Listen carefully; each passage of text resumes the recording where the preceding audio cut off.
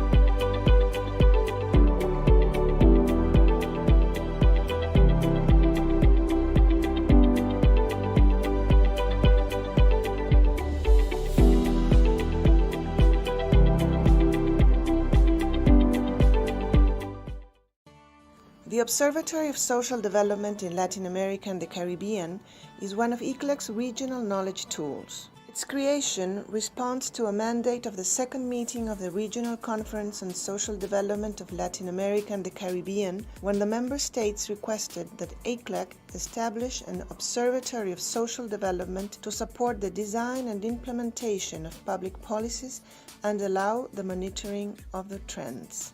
This way, the Observatory promotes the integral development of Latin America and the Caribbean with a focus on rights and equality through the analysis of the social situation of the region, public policies and technical assistance to the countries that request it. The Observatory also integrates a set of digital platforms. The databases are social investment, non-contributory social protection programs, institutional frameworks for social policy, youth and social inclusion, and regional and sub-regional commitments in social development. Through its Social Development Division, ECLAC publishes, updates, and expands these bases, which are available to governments and the general public. The Statistical Conference of the Americas of ECLAC is a subsidiary body of the Commission, whose mandates include promoting the development and improvement of national statistics and their international comparability.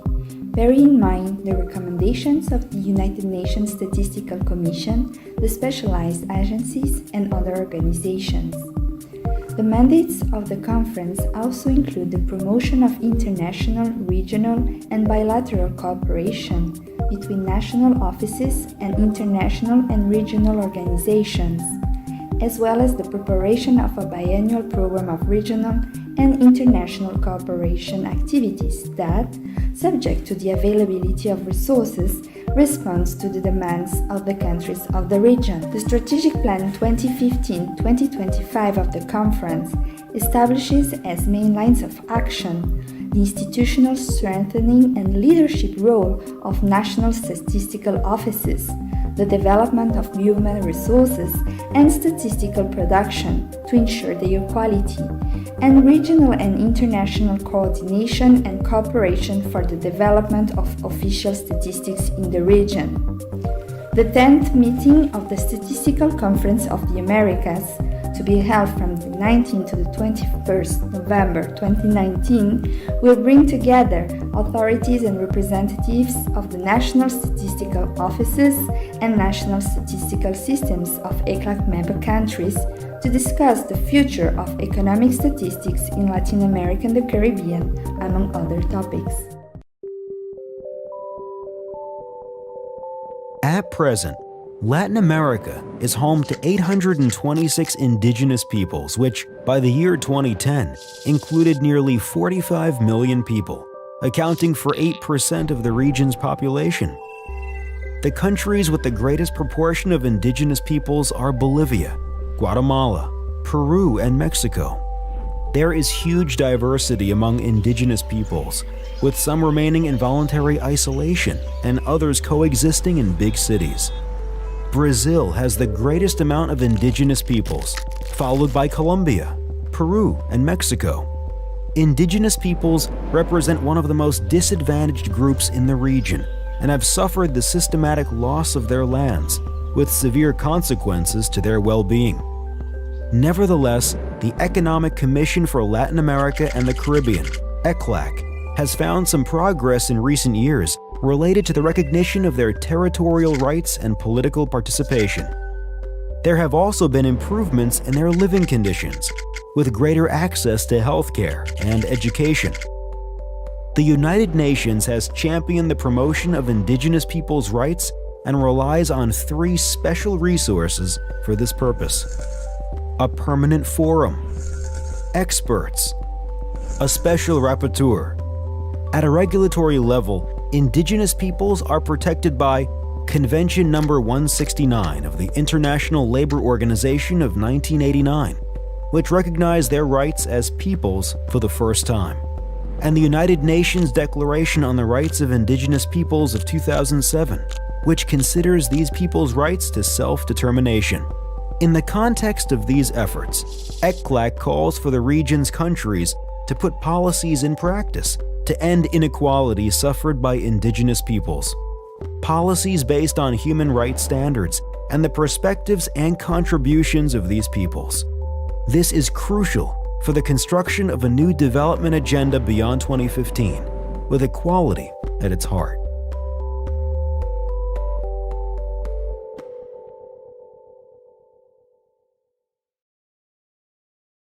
The SDG Gateway is a web platform aiming to become a key factor for coordination and availability of the regional assets of the United Nations system in Latin America and the Caribbean. The main goal of this online knowledge management center is to serve as a meeting point and reference to all the information related to the Sustainable Development Goals, including activities, informational resources, statistics, regional data, specific analytic tools, and knowledge products developed and provided by the United Nations Development System in the region in response to its member countries. Visit this important multi-stakeholder platform and get to know more about this online regional knowledge management center. The COVID-19 Observatory in Latin America and the Caribbean is a platform promoted by ECLAC at the request of the Community of Latin American and Caribbean States, CELAC. The observatory tracks the public policies that Latin American and Caribbean countries are implementing to limit the impact of the COVID-19 pandemic in the region. Through reports and documents, it offers analysis of the economic and social impacts that these policies will have at the national and sectorial levels, in addition to supporting their review and monitoring in the medium and long term. In an interactive map, those interested can clearly visualize the actions taken by each country in the areas of movements, health, economy, labor, social protection, education, and gender. Visit ECLAC's COVID-19 Observatory and access updated information on policy measures to address the crisis in the region. In the very year that the United Nations launched the Decade for Action to ignite a more purposeful understanding of the part of the international community towards advancing the 2030 Agenda for Sustainable Development, the world has confronted unprecedented change in the specter of COVID-19.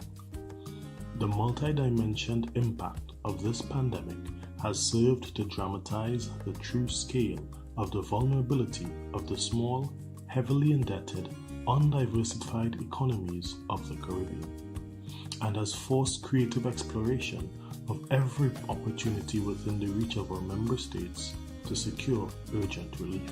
The 2020 meetings of the Caribbean Development Roundtable and the Caribbean Development and Cooperation Committee will offer space for taking stock of the progress so far made in persuading the international community to extend this financial support needed, middle income status notwithstanding, and to dialogue on those strategies that will take you from vulnerability to resilient development, from economic peril to recovery and dynamic growth. It is an opportunity to consider how together we strengthen partnerships for action that is responsive to the unique vulnerabilities of the Caribbean, and that assures tangible progress through the application of innovative problem solving in these precarious times. To support countries in the follow-up and monitoring of the medium and long-term progress of the crisis caused by COVID-19, the Economic Commission for Latin America and the Caribbean has produced a series of documents on the evolution and the effects of the pandemic in the region. These publications have been included in the COVID-19 Observatory in Latin America and the Caribbean, which compiles and makes available public policies that the 33 countries of Latin America and Caribbean region are taking to limit the impact of the pandemic, as well as the analysis of the economic and social impacts that these policies will have at the national and sectorial levels. ECLAC studies include a collection of special reports COVID-19 that deal with the economic and social effects of the crisis, as well as sectorial publications on specific topics such as the production of statistics, the right to life and health of older people, people with disabilities, the region's food systems, digitization opportunities, the care system, the 2030 Agenda for Sustainable Development in the New Global Context, among other topics. This economic and social analysis will be updated as relevant information related to the COVID-19 pandemic emerges. Visit the ECLAC Observatory COVID-19 and access all these reports and updated information on policy measures to face the crisis in the region. The Escazú Agreement is the first regional environmental treaty of Latin America and the Caribbean and offers an unprecedented tool to tackle these challenges. The Escazú Agreement contributes to the right to a healthy environment and to sustainable development of present and future generations, guaranteeing access to environmental information, public participation in environmental decision-making, and access to justice in environmental matters. It is the first treaty in the world to protect human rights defenders in environmental matters.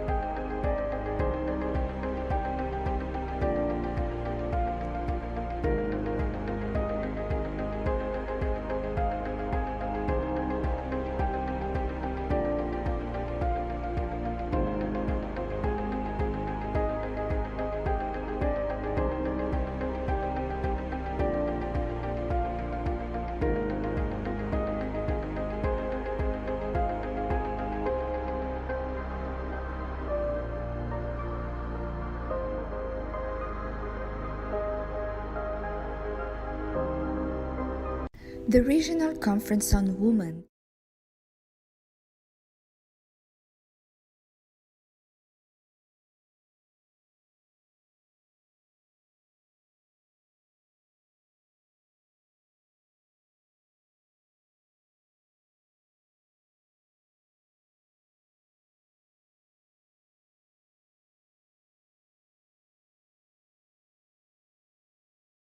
So we want to thank you for your company and for your patience. And I insist, in a couple of seconds, we will be starting this launching officially, and we will be connecting up in a couple of minutes. Thank you very much.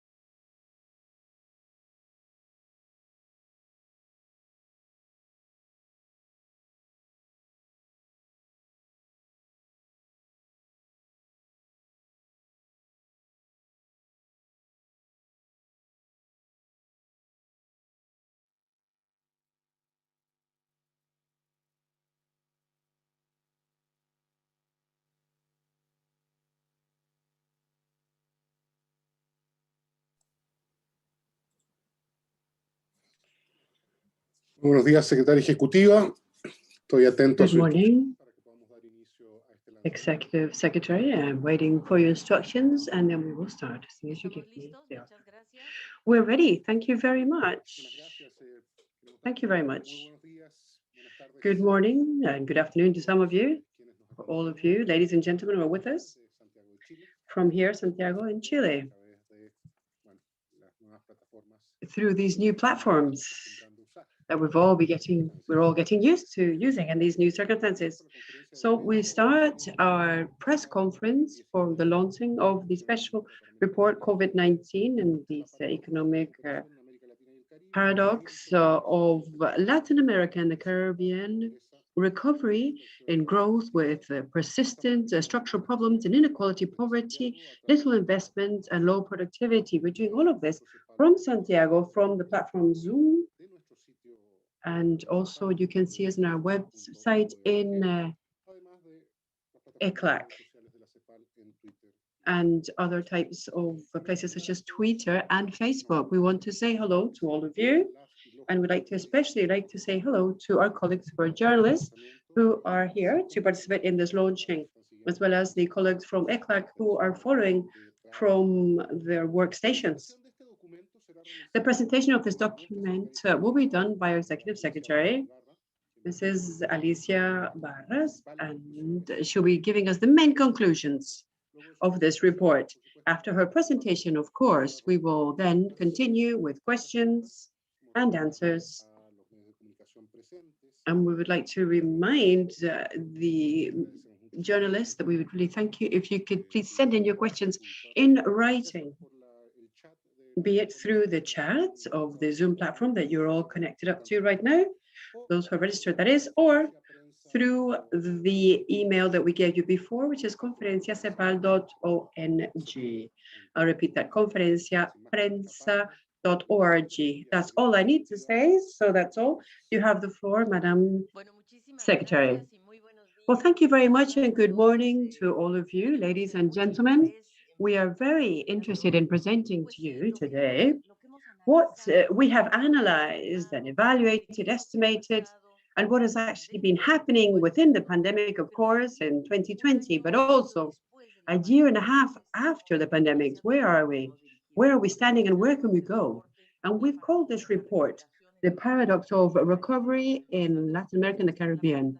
And we're going to start with the presentation in a minute. But just before this, I would like to say thank you to the team that's been behind the preparation of this report. It's a very big team. I mean, I'm really talking about all of ECLAC, really, but I must recognize, first of all, Mario Cimoli, Executive Adjunct Secretary, who helped to coordinate everything from a technical point of view for the preparation of this report. I'd also like to thank Wilson Perez, because he was in charge of helping us in the wording. And then, of course, the whole team of the various divisions who participated, the sub-regional offices of ECLAC.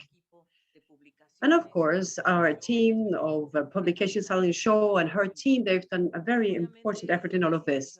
So obviously, it's difficult to mention everyone, but Seb Boulon has also been one of those people that's behind this, and Bianca Lia, of course, my dear colleague of presentations, is always with me, dear friend.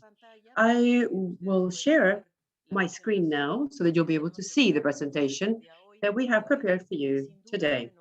And without a doubt, I believe that we have before us, as I was saying, this document, and I hope you will have it in your hands. It's a document that's actually quite brief if you think about it, but the truth is that it's very wealthy with regard to its content. So we're talking about the paradox of recovery, and I'm going to tell you why we call it a paradox, because we're talking about the fact that we do have growth, 2021, but we've had persistent structural problems of inequality, of poverty, of very little investment, and very low productivity. Now, of course, this is a report that we are making right now in a time of incertitude, of great uncertainty. That's the truth. First of all, because we're going through an economic rebound that does not ensure that we'll have sustainable growth necessarily. And we also have very important social impacts that have become much more acute. And they have been happening throughout the whole pandemic and also the reactivation. And in fact, the pandemic is making the environment worse. It'll be more difficult to revert this. And also, as we always say, and we always do, we make a proposal of strategies and policies at the end. So this is the content of the report. So we have the following messages, and I believe these are the main central messages that I'd like to give you today. First of all, growth is not sustainable. There is a risk of falling back to mediocre trajectories because we have very little investment, very little employment, and there is greater deterioration to the environment. Inequality increases, meaning poverty, informality, and the groups that are most affected are women, children at school age, and the elderly. Fiscal measures that the government have taken, as we will see, they are important, and they have been able to amortize or to dampen the social impact of the pandemic. But the challenge we have nowadays is to be able to sustain this in time. And I think that one of the most serious things we're facing today is this whole matter of the fragmentation that we have at a global level, where we've seen there is an increase of global asymmetries, and developed countries are investing, but not necessarily in our region. So we do have recovery, but it's asymmetric. And the truth is that we are not yet in that phase as other developed countries are. And also there is a persistence of the health problems, more than 1,260,000 deaths in a region. And we see that we have only 8.4% of the world population in our region, and however, 32% of the total amount of deaths. That is the imbalance we face. And second, there's very unequal access to vaccination and vaccination coverage, and of course, healthcare services. And third, there's a very uncertain assessment of or evolution of the pandemic. We have different variants, and we do not know how vaccines will react to that, what's going on with mostly with the new variants of the virus, whether this is seasonal or not. And finally, there are intermittent lockdown and restrictions in several countries in the region. There are others that have not experienced this lockdowns, but they, of course, ask the population to do that. But in others, there's mandatory lockdowns and mobility restrictions. We'd like to give you two examples of the global asymmetries. First, we see huge economic gaps in the region compared to developed countries. First of all, developed countries are already investing heavily. Look at Europe, the 750 billion euros. The US has allocated $4 billion, trillions actually in English, and 4 trillions more that are proposed for investments in the US. And world wealth has increased. It's not that we're all doing badly. Wealth grew by 7.4%, and 1% of the population concentrates 50% of the world wealth. And where did it grow? In the US and Canada, 12.4%, Europe, 9.2%, China, 4.4%. But we also see the case of India, where it's exactly the opposite. It dropped minus 4.4%, and in Latin America, it dropped minus 11.4%. The difference in terms of access to vaccination and vaccines, in the report, we have a very detailed chart, country by country, which is lengthy to explain, but at least I'd like to give you the gist of it. We did an analysis of the percentage of total population with full vaccination scheme. The world has a percentage of 11.3%. United States and Canada, 46.3%. The US announced yesterday that they had reached 48% of full vaccination. In European Union, 34.9%. In Latin America and the Caribbean, considering 30 countries, 13.6%. In South America, 13.5%. Central America, including Mexico, 14%. And in the Caribbean, the sub-region that is lagging behind reaches 7.9%. So this is something that for ECLAC is very important. We have called, and we will keep on doing it for those countries with surplus vaccines, especially the US, to look at our region and to support us, especially mostly neighboring countries, Guatemala, Nicaragua, El Salvador, Honduras, meaning Central American countries, even Mexico as well, and also the Caribbean countries, and of course in South America. So I think we need to appeal to the hemisphere's solidarity. Also in this report, we discuss that there's a very mediocre trajectory in terms of growth. Look at, well, this is data since 1901, and we are having the worst economic contraction, minus 6.8 in 2020. This has been confirmed, but the biggest concern is that we have a very mediocre trajectory in terms of growth, and that is the issue. Between 2014 and 2019, we reached 0.3% before the pandemic. I mean, but even so, And then with this huge drop, actually this recession, this contraction has been hitting very hard. And when we discuss growth for 2021, I think these are the recent figures, our recent estimates, which is the news in this report, the one that we are discussing what happened in 2020, what we believe is going to happen with this 2021 and also 2022 on a country-by-country basis. And what I'd like to emphasize here is that the drop that you see in the minus 6.8 in the blue bars, all countries dropped except for one, Guyana, of course, because of oil production. Well, that happened in 2020. In 2021, practically all countries have or show positive growth except for two countries, which is precisely Venezuela and, of course, Suriname. Haiti, well, and with this political crisis that they are facing right now, so sensitive, well, it is an irrelevant topic. And I believe it is also very important to mention that for 2022, well, there will be a 2.9% growth. So look at these figures. Of course, we see that 2021 may show a rebound or reactivation of 5.2% coming from very low figures. And in 2022, once again, we go back into lower growth trajectories in almost all countries, but some exceptions are shown here, such as the Caribbean countries. So this is the paradox of the recovery. It's a major paradox. Why? First of all, there's heterogeneity in the region. You were able to see in the previous slide that it's quite heterogeneous.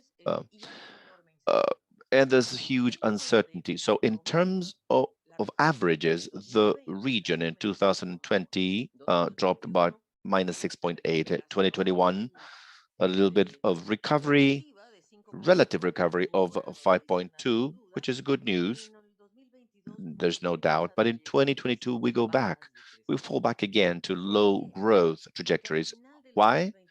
Because at the end of 2022, 19 countries out of the 33 will not have recovered their 2019 GDP.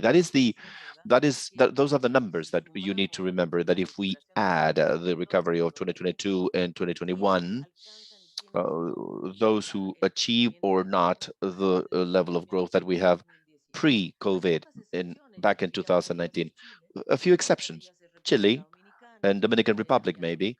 There are other English-speaking Caribbean countries that are doing so. But why is this happening? The main reason, and ECLAC has been repeating this, is that we need to reactivate investment with structural changes. What do we mean by this? With deep changes in the production structures. Otherwise, we'll still be caught in these middle-income country traps, low productivity, low fiscal contributions. We do not join the technological waves. These are traps that have been expressed and we've discussed on many other occasions, but it is the time to address it. And actually, there are two examples, because for these two countries, we have industrial value added information. These two countries, Brazil and Mexico, they are somehow characterized by their industrial capabilities. However, they go back to a stagnation, kind of pre-COVID stagnation. The case of Brazil, it's even more dramatic. Not only did they experience a fallback, this is of course considering the quarterly industrial value added, where we're comparing first Q of 2017, covering up to first Q of 2021, the current year. So we see, of course, the drop in 2020.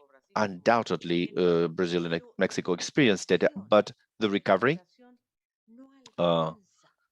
is not enough if we do not see a profound change in the productive infrastructure. As for Mexico, there's a bit, it's a little faster, that recovery, maybe due to the free trade agreement that has allowed them to develop their manufacturing capabilities a little bit further, but they're still suffering from low tech. We are working, of course, on the rest of the countries, but we wanted to show these two examples because they are important. It is interesting to see that foreign trade is recovering. Last year, exports dropped to minus 10%, both in terms of price and volume. We clearly see this in this chart. In 2009, you may remember the drop was minus 21 in terms of exports because there was a significant recovery of 27%. Now, last year, minus 10%, and the recovery is 22%. But what really matters here is to see that most of that recovery is on price and not necessarily on volume. That is the core issue. It is price and not volume, which allows for trade to pick up again. In terms of export, in terms of imports, we see a significant trend, goes from minus 16 to plus 18, with certain variability in the region, which we will cover soon. But once again, price over volume in this case again, but of course, to a much lower levels. In terms of imports, there's a huge gap or the weight of price versus volume in terms of this recovery. And this recovery is heterogeneous, very heterogeneous. Why? Because it is mainly driven by larger demand from the US and China, and very much focused on raw materials, which not necessarily promote exporting diversification. So once again, same exporting patterns from the previous years, even with the risk of going back to old ways, because we need to see how prices can recover. But here you can see how oil exporters, for example, are the ones that recover more on price, less on volume, and then followed. And this is predominantly happening more in South America, where the extractive industries are operating more, and also mineral exporters in the Caribbean. There's a little bit of a pickup again, but mainly driven by Guyana and Suriname. So the oil exporters in that region, and of raw materials as well. As for the region as a whole, once again, we see clearly the correlation between price and volume. And of course, those having most of the issues are the ones, such as Central America, for example, that basically are exporting, especially food, which Central America has a superavit or a surplus agro-industry products, especially. But in the case of imports, it's interesting to see, of course, that there are significant imports of capital goods in South America mostly, and in the other countries, imports are very much connected with food or with energy. A very clear case, for example, in the Caribbean or Central America. Central America is the one having the largest import burden, both in terms of price and volume, because it's a region that is not energy self-sustainable, nor in terms of food. And that happens in the Caribbean, which are the two highest figures. Therefore, we see that one of the important triggerings that we've seen of foreign trade is the strong increase of in the price of primary goods since 2020 to now. But let's be careful with this, because this does not necessarily imply that we're looking at a new super cycle of prices like we were in 2008, 2012. In this case, we know that prices that is going up, but not necessarily are going to be facing a new super cycle. In fact, we have a lot of uncertainty because there could be a slowing down of the world's economy. The changes in the Chinese model is not very clear, and then all of the primary matters that are part of the futures markets. And there's something else that is quite a novelty, which is the transition towards renewable energy, which will change prices. For example, lithium and copper are going to be a much greater demand for these two matters because they have an important role in electric cars. So there we will find that it behaves differently. But right here, we can show you the prices that are going up the quickest. Without a doubt, we're talking about minerals and metals, energy in general, but also the farming products as well as cattle raising. And we're moving towards the renewable energy. And these patterns moving towards that can change everything. And also renewable agriculture. Now, the sector that was most resilient, and in our report, we talked about some countries, and we already know exactly what happened in those sectors, and we have details for it. And we do see things such as one of the sectors that fell quite a great deal was building and construction.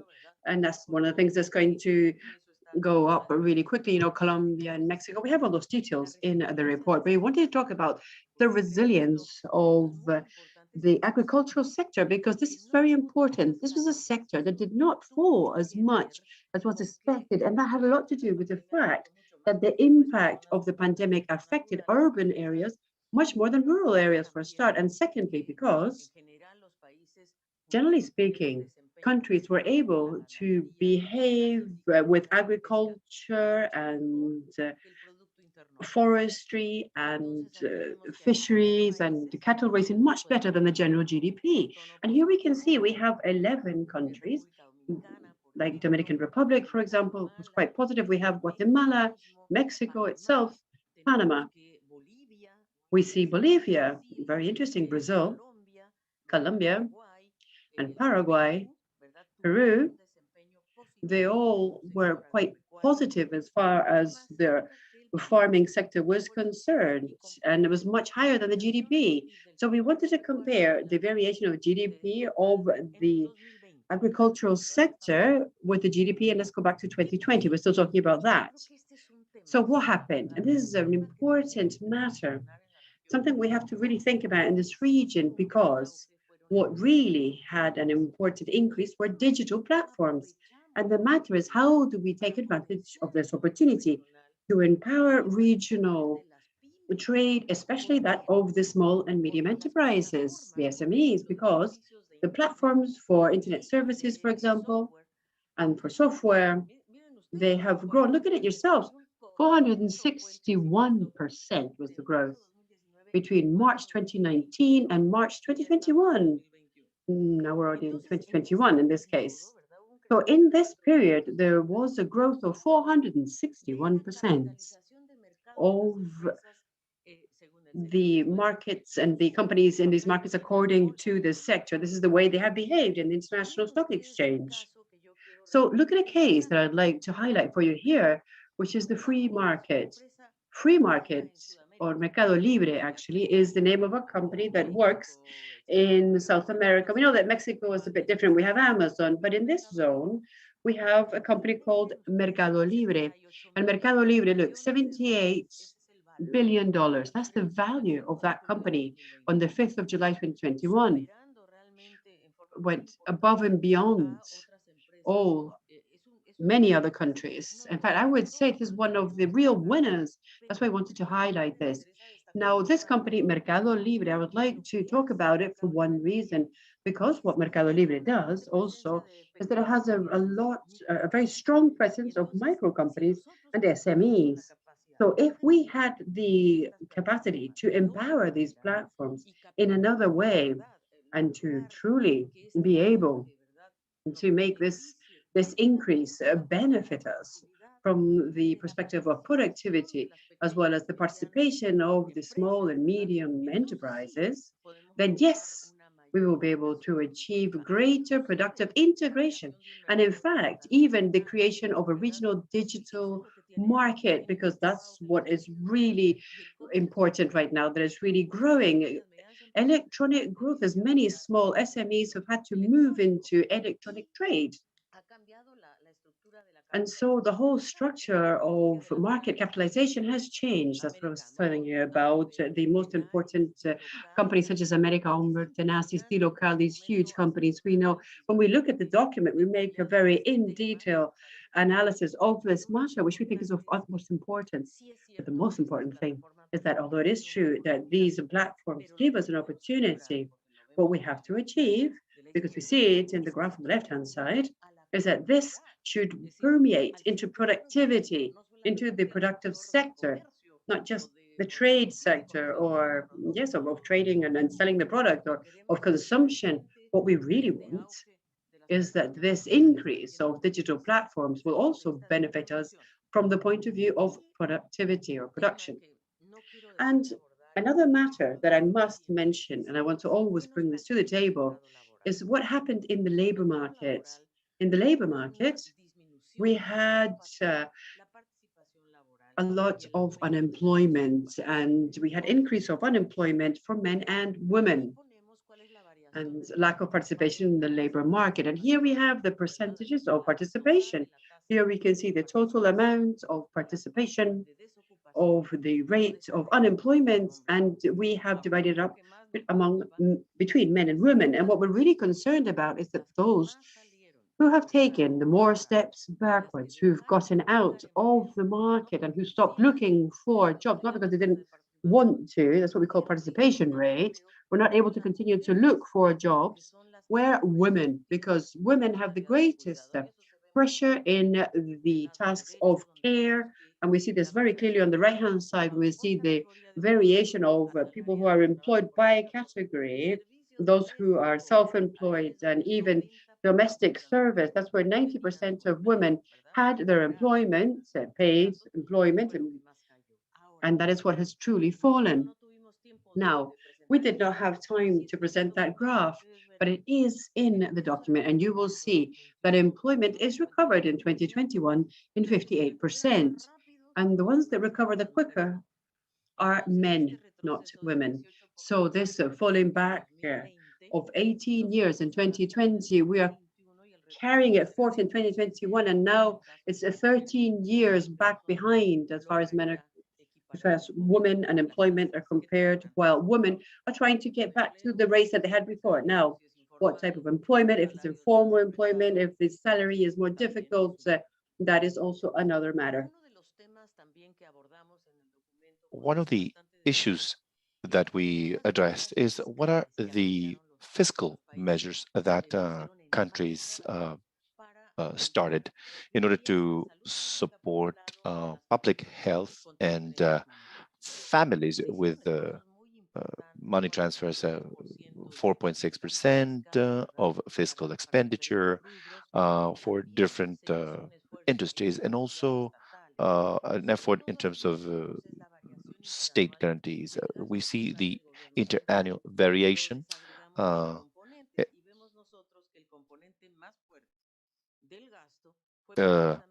The biggest expenditure component was subsidies and current transfers, which is 0.2%. That was the most important part of expenditures. But also salaries and remunerations were supported, goods and services, purchases, capital expenditure, and an important part was the interest payment. But we see that in 2019, expenditure was 21.4, and in 2020, we closed with 24.7. On the right, well, this is what we are concerned about, which is the increase in interest payments. Our region, and we'll take a look at it, but this is a preview. Our region requires 59% payment of what it receives in terms of exports of goods and services, 59% of what it receives in actually servicing the debt. That is the issue in our problem, and that is why we are asking the international community to be more solidarious with Latin America and the Caribbean. This is the evolution of interest payment in the dark blue line. It goes up to 2.7, and if we compare this with healthcare expenditure, we are lagging behind 2.3 when WHO recommends 6. We're far from that figure, and lower income and more expenditure, and that means debt and deficit increases. The deficit, fiscal deficit is very important, or the overall deficit is 6.9. 6.9, considering the deficit and the interests. Minus 3.2 is the deficit without the interests. Interests account for a lot, is 2.7. So our deficit increases because expenditure increases as well. And gross public debt increase of the central government increased by 10.7 percentage points between 2019 and 2020. We are the developing region that is more in debt in the world. And we pay 59% of our of the income for our exports and servicing the debt. The Caribbean has a worse situation because the Caribbean has had, first of all, they do not receive these concession funding because they are considered as middle income countries. Therefore, they do not receive this type of support nor any support for the service of the debt. Jamaica, Grenada, Barbados that have renegotiated their debt have had to lower their fiscal deficit. So, and they've done it with significant sacrifices. I'd like to highlight that these sacrifices by Jamaica, Barbados, and Grenada in times of COVID, when we should be expanding actually expanding our fiscal expenditure, but they've made significant efforts, and we see here, but the deficit in the rest of the Caribbean countries has grown, and the debt, the debt with a public debt of 143.6% of the GDP, and of course, Guyana has more income, more growth because of oil exports. Bahamas, that has also increased, and Bahamas was a significant tourist destination that has suffered significant losses. So these are some examples that may be useful. And what we evaluate in this report is what are the social impacts, even during this reactivation period. I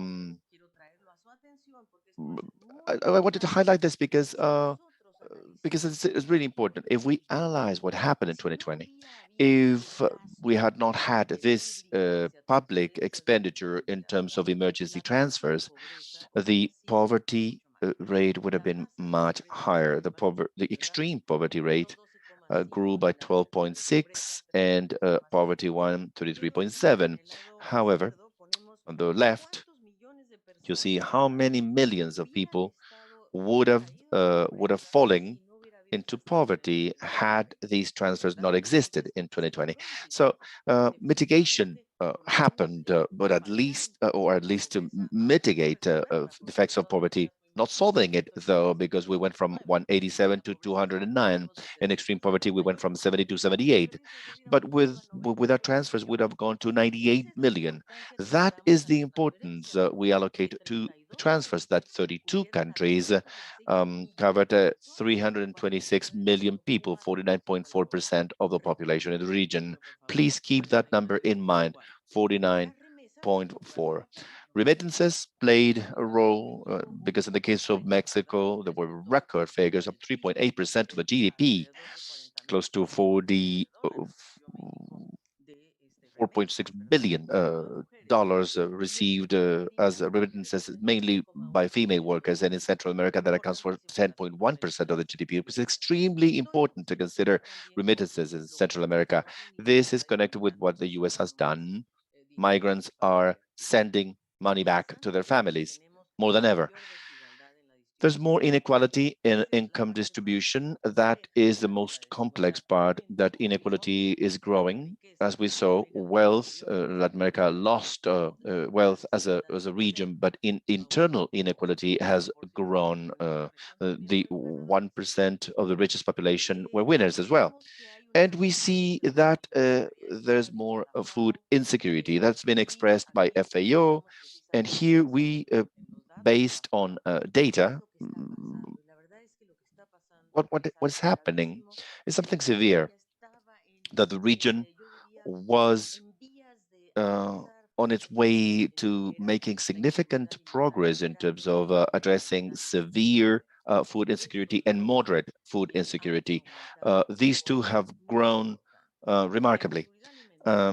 Moderate or severe food insecurity reached 40.4% of the population, 40.4 of the population. That is to say, it grew by 6.5 percentage points compared to 2019. Now, that is the most severe part, in where 44 million are part of this 40.4, and of that, 21 started suffering from severe food insecurity. That is a problem. Um, uh, we have millions of people that do not cover their basic needs in terms of food. That is the issue. And of course, in terms of inflation now, we have discussed this issue, and of course, we're paying attention to what is going on in terms of the international debate regarding inflation to assess it. But what we can say for now is that inflation prices that have grown in the region are more on food. Three main reasons for that.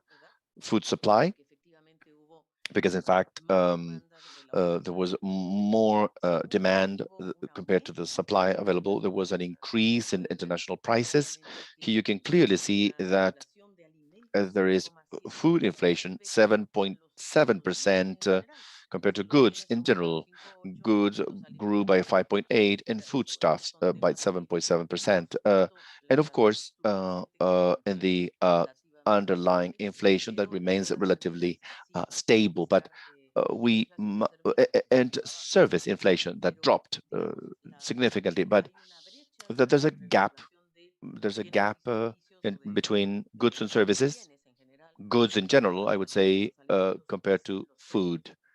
Those are the prices that grew the most, and what mostly affects households, the price of food and devaluation. That's another problem as well.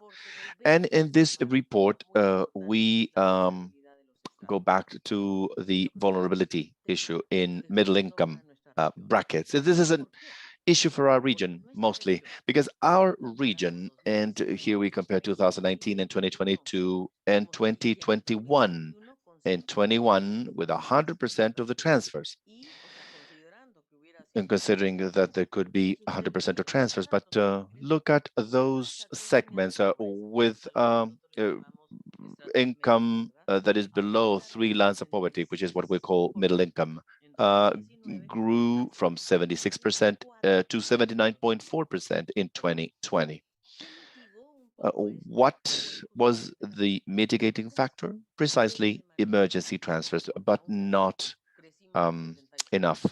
Still, we grew from 76 to 79, and extreme poverty grew, and non-extreme poverty also grew. It's clear here, but middle income segments, clearly, we've measured that 243 million people remained within those income brackets in 2020, but the forecast is that they are going to lose part of their income, because many of these families, of these individuals in middle income brackets or segments, did not receive the emergency transfers.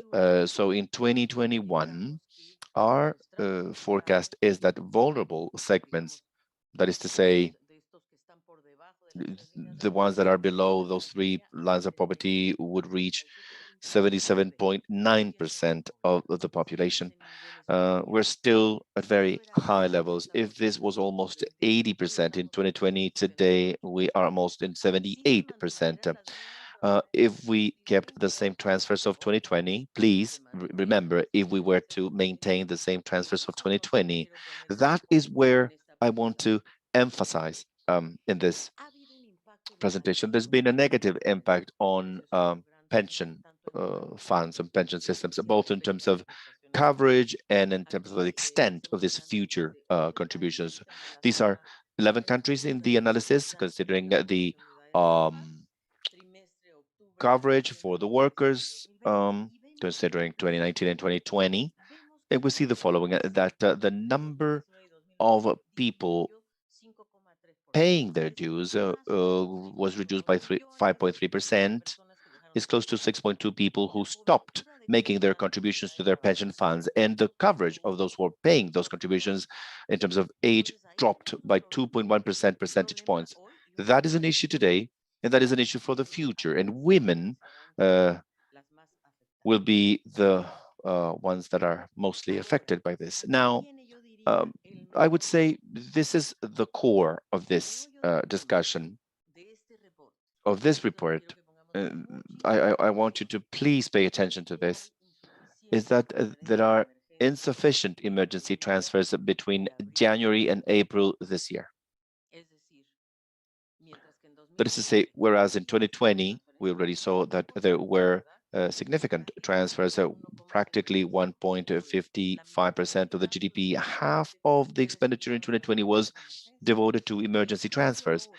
Now, our concern is that in 20 countries in the region, they have announced and they have extended their emergency transfers, but at a much lower rate for $10 billion. Compared to last year, it was $85 billion. So that is a strong gap, a strong difference. Major concern to us, because if this expense level remains until the end of 2021, the annual expenditure would be only 0.78% of the GDP. That is to say, half of what was done in 2020, half of it. And what is the impact of that? Well, coverage, which used to be 49%, if you remember, will drop to 29% of the population. That is to say, we will reduce the number of beneficiaries from 326 to 231 million people between 2020 and 2021. And that is why we want everybody to be very careful with this. We know countries have limited fiscal space, but families do as well. And that is our major concern. And this is what this is the most concrete information we have in this report. And also the risk of a lost generation in terms of education. Look at this. Here in the chart on the left, you see the number of students by the thousands that are running a huge risk of not going back to the classroom. That is to say, the risk of dropping out. 3.1 billion boys and girls who are running this risk. Where's the highest risk? The highest risk is in primary education and tertiary education. Secondary and tertiary education, much less in primary education. It's way less. But undoubtedly, in the case of the younger kids, boys and girls in preschool years, simply how do they connect to the internet? They cannot do remote education. That is a major risk. And in the case of secondary and tertiary education, especially because they are young individuals who drop out and they may not be going back. And we also have the issue is that there are 167 million students who lost a year of schooling, face-to-face schooling, with a huge impact on their learning, their mental health, and food insecurity, because many of them did get food in their schools. And something, information that is updated in this report is that the digital divide is even larger than the one we had reported. We had 66 million households that are not connected. We had estimated 46. 2 years, we are in 66 million homes that are not connected. So imagine. Imagine what happens in the rural sectors where there's no internet. They can't do this kind of work. And those that are connected are sometimes doing so in such a precarious way that they cannot do all the activities at the same time because they don't have the proper network speed of internet. And there are 5 years backwards when we look at the fecundity rate in teenagers, teenage pregnancy. We've gone back 5 years, and of course, a greater increase of violence and exposure to child labor. And we've reported this together with UNICEF. the ecology continues to be deteriorated. And what is worse is that in this year, 2020, 2021, the environmental policies also go backwards. In the fall of the economic activity that we express right here, it's just a very small part. You can see the green line, and then after that, there's the historic line. But then you can see how this behaved throughout COVID. We had a small respite due to the fall of this activity. Now the emissions are going back up again, which is the black line that we have here parallel to the historic line. Where we should reach, well, where should we be? Well, science says we should be in the green one, but look at all the gaps that we have. Yes, there are some temporary increases in greenhouse gas effects, but very quickly we're going back to where we were and worse. And in fact, we're reducing a lot less than we agreed to reduce in the Paris Accord or Paris Agreement. And this is something that is not doing well at all. And perhaps the most delicate thing here is that there is less of a budget to be able to sustain this type of emphasis in making these statements and of how much taxes are being paid. There's one thing that's really fallen: 35% of the budget and expenditure and environmental protection fell. You can see the index here. It fell to 60, from 93 to 60. So it's gone down. That's it. The budget for the environment has never been very big, really. The highest one was 0.5 in 2016, 17, 19. But now it's gone down half again, 0.2. So there are less resources available, which lowers the capacity for every government to respond to these problems. And this is very worrisome because talking about climate change, sustainability, protecting the biodiversity, but then the figures in our budgets, it tells us, these hard facts tells us that it is falling. And we're walking down a path that is unsustainable. In fact, 50 of the biggest economies of the world, I mean, imagine the United States, Europe, are announcing fiscal measures, $14.6 billion. We saw it before for 2020.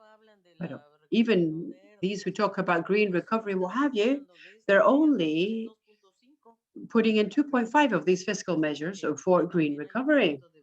So there's a little bit of too much talk. I mean, they're putting $341 billion, which is not bad, but it's only about 2.5 what they're actually bringing to the table. And in our region, Argentina, Brazil, Chile, Colombia, Mexico, and Peru, we add up $278 billion, which are also very important.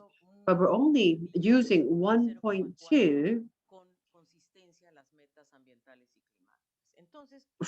to be able to achieve these goals for the environment and the climate. So there's a big difference in the countries depending on the commitments they have, and then there's the differences in budgets and investments that are being made. They're all different throughout this region. So between the year 1990 and 2020, our region lost 150 million hectares of national forests.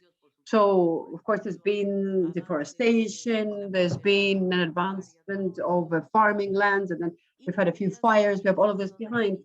And then these measures for the environment, it doesn't strengthen democracy at all, because we don't have the same instruments of transparency, because everything becomes delayed, you know, the devaluations of the environmental impact, and then it's accelerated so that with investment, of course, even though the agreement of ISASCO is now up and running, we still have dramatic amounts of deaths of those who defend the environment in Latin America and the Caribbean. So what do we propose? This is the interesting part. How and when are we going to get out of this? First of all, let's look at the background or the backdrop. We said it before, we have these great asymmetries among developed countries and regions like ours. Developed countries are acting, by the way, and they're acting in a way that I would like to highlight, with positions that is against economic in an orthodox type of way. Think about what Biden is doing or what Europe is doing. Well, what Biden is doing is actually very interesting, because what he's done is make expansive monetary policies with lots of resources for a long time. With the new focus, in the labor market and well-being, and policies that are guided, and even industrial policies, in fact, for mitigation of climate change with the six, and was a lot of investment in science and technology with these expansive investments, always looking for their best self-sufficiency at a national regional level. So where do we see opportunities with developed countries? Well, environmental matters.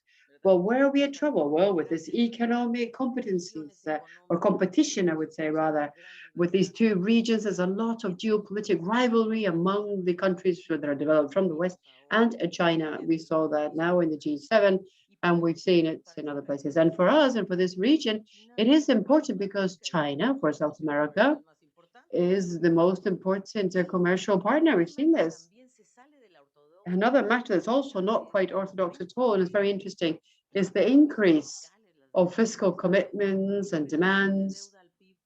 And the debt to GDP ratio has brought about debates that are unprecedented about increasing taxes to people and companies. We're talking about this tax to multinationals, but also to people, meaning that there is a very interesting option for our economies to be able to move towards and become much more heterodox.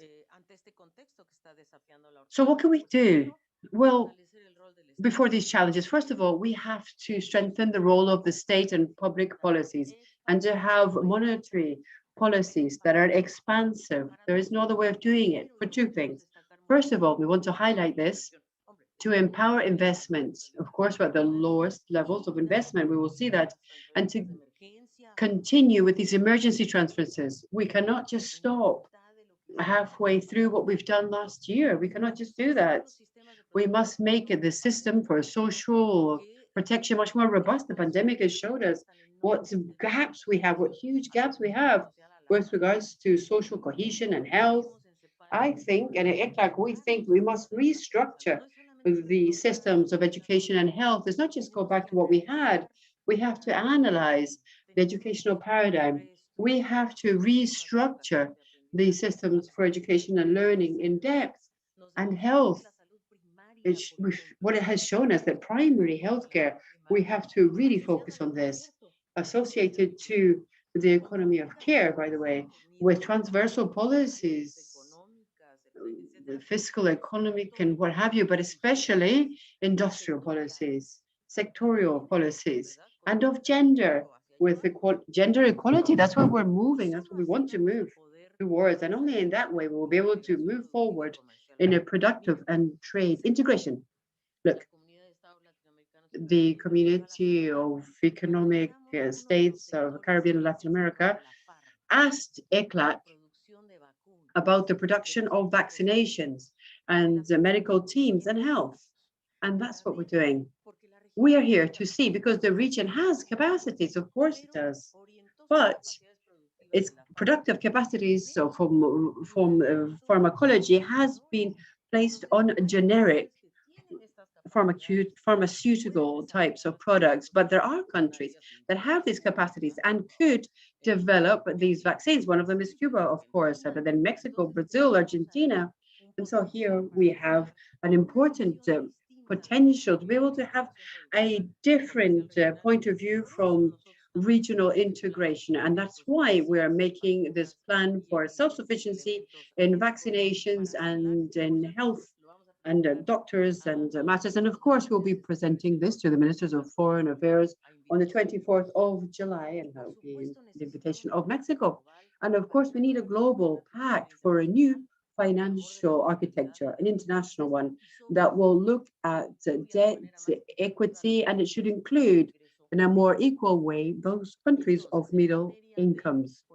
So with regards to fiscal policies, we propose that we should continue with the expansive public policies and the transparencies, of course, prioritizing these emergency transferences and also for investment. So look, here we have investment. Look at Latin America. It's lower, 17.6% of GDP. That's what we're investing in investment, and all of the investment. Look at the world. At least we should go to the levels of the rest of the world, which is 26.3. That would be the average. We should go up at least 10 points 10 percentage points. And if we don't do this, we're going to be left behind in everything, in absolutely everything. Look at where the economies and these emerging economies and markets are. So we cannot continue this way.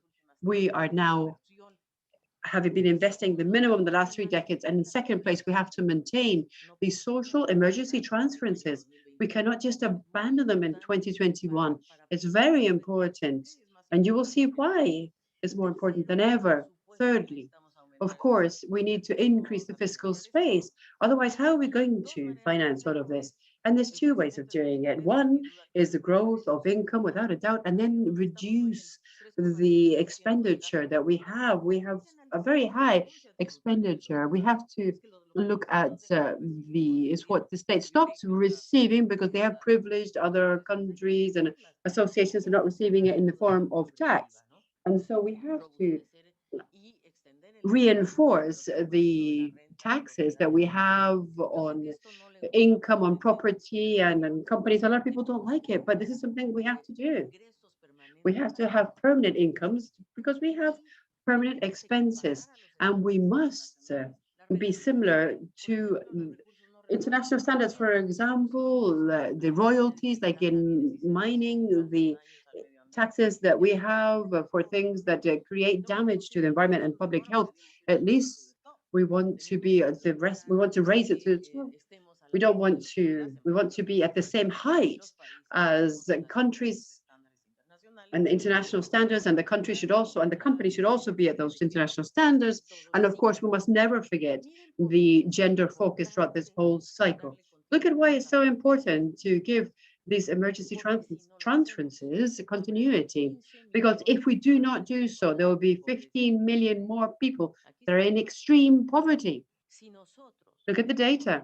If we give this 100% continuity for these transferences, we could go from 209 to 198 millions. It's not that it's really good, but it's slightly better. But if we only give continuity of 50% of these transferences, with poverty, we're going to be at the same levels of 209.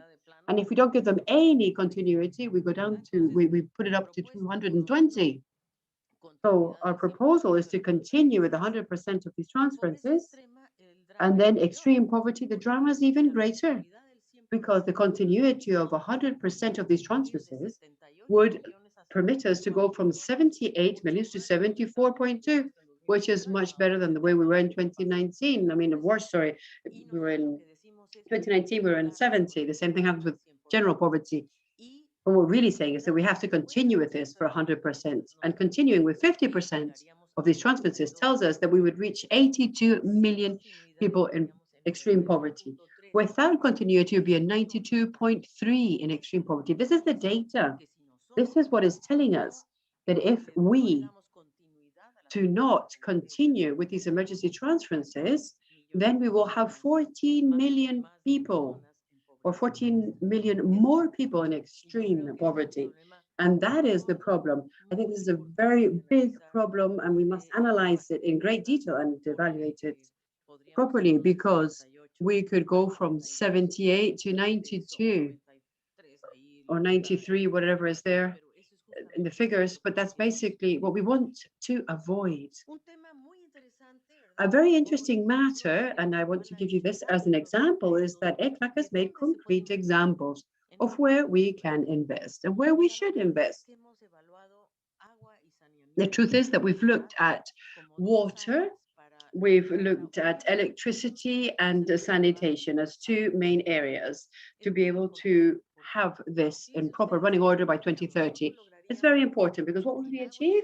We would achieve with potable drinking water and sanitation, we would make 160 million people that don't have, 166 million people who do not have potable water could have it, and 443 do not have safe sanitation. Well, when do we have to invest, and how much would it cost? What does it cost us to pay for water and for electricity? In the quintiles 1 and 2, that's about 0.12%, 0.2% of the GDP. And how much do we want to invest? Sorry, 0.12, and we want to invest 1.3. Now, it is possible, it's necessary, and it's urgent. And how many new jobs could we create? 3.6 million jobs per annum in water and in sanitation. That's all. And the cost benefit is very high. We can see $2.4 in drinking water, 7.3 in sanitation. As far as electricity is concerned, we'll be able to connect 19 million people who do not have access to electricity, and 77 people who do not have access to clean fuel to be able to cook. Think about women that are cooking with wood or with coal. And how much do these services cost per annum? 0.3% of the GDP. How much has to be invested to solve it? 1.3% of the GDP. How many jobs can be generated?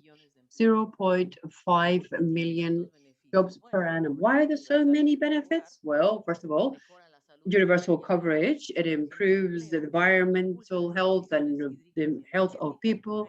It also injects into hydric resources, among many other things. We can also have a private and public alliance. We're talking about investment. We don't know what type it's going to be. We could have alliances, which is what many countries have gone for, with incentives to be able to become integrated at a regional level, especially with energy. And the most interesting thing, I invite you to read it, is that we are saying, what are the regulatory requirements to be able to invite private investment? There should be neutral technology, it should be neutral from a technical point of view, and there should be a very efficient regulator. That's very important, and that's what they're asking for, clear rules. That's what investors always want. A new financial international architecture to be able to respond to this emergency in the development of the region. We need access to different types of international financing to be able to broaden and redistribute liquidity. We want a multilateral forum to restructure foreign debt, and that should include private peoples, and to be able to put on the table a way of having a multilateral agency that won't punish us so much. Look, in the report, we analyze how many countries have, to a certain extent, been affected by the credit score. What does this mean? It means that the cost of credit is much higher, the cost of interest rate is higher, it's much more difficult to enter a market. And the truth is that most of the countries have been highly affected by the lowering of their credit score from the three agencies that are private, by the way, that qualify them. That's why we are proposing there should be a multilateral one that should be able to resolve this public-private situation. The inclusion of countries of middle income in all of the initiatives for alleviation or for help. We know this DSSI, which we know is an initiative to suspend the debt and access to concessional and non-concessional liquidity. Our region is made by, most of our countries are medium type of countries that have no extra helps. And so it's very difficult to get a credit. They have to go to the private market, and that's very, very expensive. Innovative type of instruments. Of course, we have to incorporate clauses for hurricanes, green bonds, to be able to get to the sustainable goals, the objectives of the sustainable goals. And we need to have global and regional banking opportunities. We also have to generate a multilateral mechanism to be able to analyze these global taxes, to be able to eliminate the illusion of fiscal evasion, because when someone evades, they take their money out of the country illegally, it goes somewhere, doesn't it? So we need mechanisms that are multilateral so that this will become regulated. And now we have to rethink about our system of cooperation. We're in a multidimensional situation that is more than just the GDP per capita. It cannot be that our countries, they look at us and say, oh, look, now they're already medium income, therefore, because they have a GDP per capita X. That's just one indicator. And it's not talking about the gaps and the development gaps in our countries. And finally, transformative recovery with an emphasis on investment. And we would like to insist for the benefit of equality and sustainability, what to do to transform the state, to restructure healthcare and education. We need to go for welfare state and to transition to a society of care, not only an economy of care, a society that takes care of the elderly population, the environment, the physically or mentally challenged, short-term proposals to keep transfers, the emergency income, the basic digital basket, and the support of MSMEs.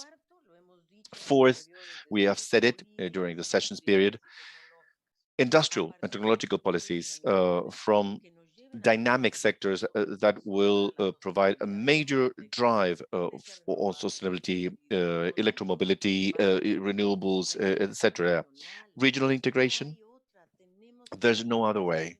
We must integrate regionally, otherwise we will lag behind in a new social deal, a fiscal one that stimulates investment, employment, equality, and climate action, and an inclusive debate to overcome this huge international solidarity deficit.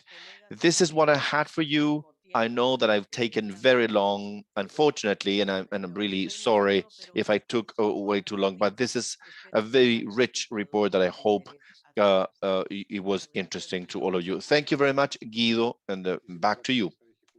Thank you, Mrs. Bárcena. We were able to hear the conclusions and the most substantial information in this special report of COVID-19 of ECLAC and the paradox of recovery in Latin America and the Caribbean.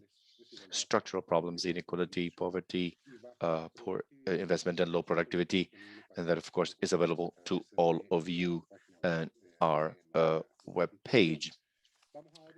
We're going to start the press conference Q&A.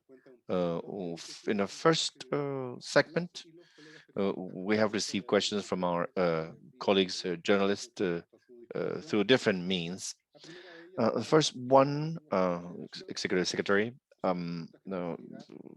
considerations of Fabian Gambero from Thomson Reuters correspondent. He asks the following: how do you see the impact of international investment due to uncertainty due to political changes in Peru and the constitutional process in Chile, whether the price of some raw materials have been benefiting from the expectations and recovery of post-pandemic, and if this could be useful for some countries where you see better opportunities? And finally, see whether the countries in the region, how would this affect migratory flows in the search for economic opportunities from Fabian Gambero? I'm going to read, if you think so, I will read 3 questions from our colleagues, and then I'll offer the floor to you, and we will continue with the next. So there is the question by Thomson Reuters. Irma Cantizano Chang, editor for El Economista. How do you consider the evolution of indebtedness in Central America, mainly Salvador and Costa Rica? And do you think that an agreement with the IMF could be helpful? Second question about Irma Cantizano Chang, whether you consider the adoption of Bitcoin in El Salvador could have a significant financial impact. And in this first segment, a question from Valkyria Chavarria, journalist of Voz TV from Nicaragua. She asks the following: what is the economic forecast on Nicaragua in this report, considering the pandemic and the severe sociopolitical crisis in the country? In what economic scenario would Nicaragua face in the short and medium term if there were a change in administration? These are the questions by Valkyria Chavarria of Voz TV from Nicaragua. And with that, Irma Cantizano Chan from El Economista, and the questions from Thomson Reuters from Fabian Gambero. You have the floor, Mrs. Bárcena. Thank you, and I'm glad that you are with us, and Fabian Gambero from Thomson Reuters. It's a pleasure. It's 3 questions, actually, different, all of them. So I will cover the impact on international investment in the first place, in terms of Chile and Peru. And I'd like to say that, well, Peru and Chile have important natural resources and that are quite attractive for foreign investment. minerals do not move, they do not change places. But what's interesting is to realize that international flows in 2020 had a significant drop of 35%. And that, well, there's a world investment scenario that is quite uncertain now. The investment strategies of transnationals, of course, will be more focused on their resilience, the vendors networks that have been already established, and some strategic sourcing or suppliers. The Chinese market is also good news for both for Peru and Chile. And I wanted to say that political changes in Peru, of course, are of a electoral nature. We hope they are dealt with swiftly. But in the case of Chile, in both cases, I think institutional ways are being sought in order to solve social unrest. And I believe that's important. In the case of Peru, of course, there is a certain degree of polarization, but it has to be solved through institutional ways. That's fundamental for democracy to be stable and long lasting. In the case of Chile, the fact that there was an institutional path to do this. I think investors do see this in a good light because the Chilean society is finding institutional ways to debate about their differences and to build a new social deal where there should be a significant participation of the private sector so that they can discuss those issues. However, Chile and Peru will still be quite attractive markets because of two reasons. Peru, because it does have the resources, and second, because it does have the market. In Chile, because it has the copper market, which is very attractive for the international context. The issue of prices of some raw materials. We have discussed that to some extent, whether this is going to be a driver for some countries or not, or where opportunities lie.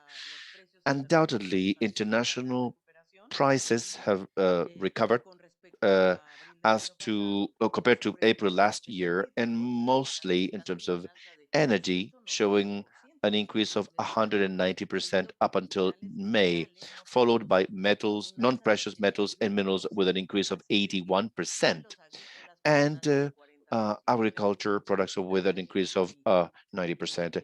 This is the size of the increase of international prices.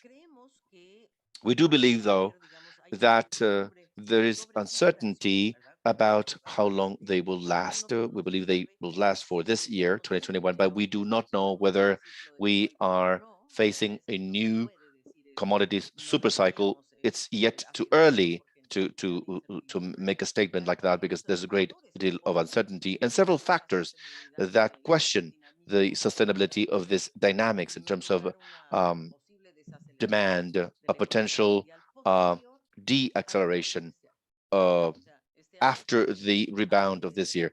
Yes, there may be recovery this year in all economies, but we do not know if this is going to go on in 2022 or things will change. The shift in the model in China, in which primary goods are seen in a different light. The fact that primary goods are part of assets that are traded in futures markets, and because of that, their demand is also affected because of financial reasons and not necessarily due to actual demand, and transition to renewable energies. It's an area of opportunity because lithium and copper are minerals that will be extremely valuable and important in this transition. And so we believe the transition to electromobility, EVs, etc., can be important as long as it may benefit copper and lithium, but it may not benefit fossil fuels. That is the transition we're going through. So there has been maybe fossil fuels have picked up a little bit last year and this year. Will this trend remain? Well, it does. We don't know, depending on the climate action. What countries have received the benefits? Of course, Colombia, Bolivia, Ecuador, Trinidad and Tobago, Guyana, Venezuela. All of these countries have a good performance in terms of price level of their exports. Of course, Chile and Peru, mining countries that are also growing significantly, and uh, uh, countries such as Uruguay, Paraguay, Argentina, and Brazil to some extent in terms of agricultural production. Of course, the impact on countries with larger exporting structures or with a larger manufacturing base, Brazil, Mexico, and Argentina to some extent, that growth will be more limited.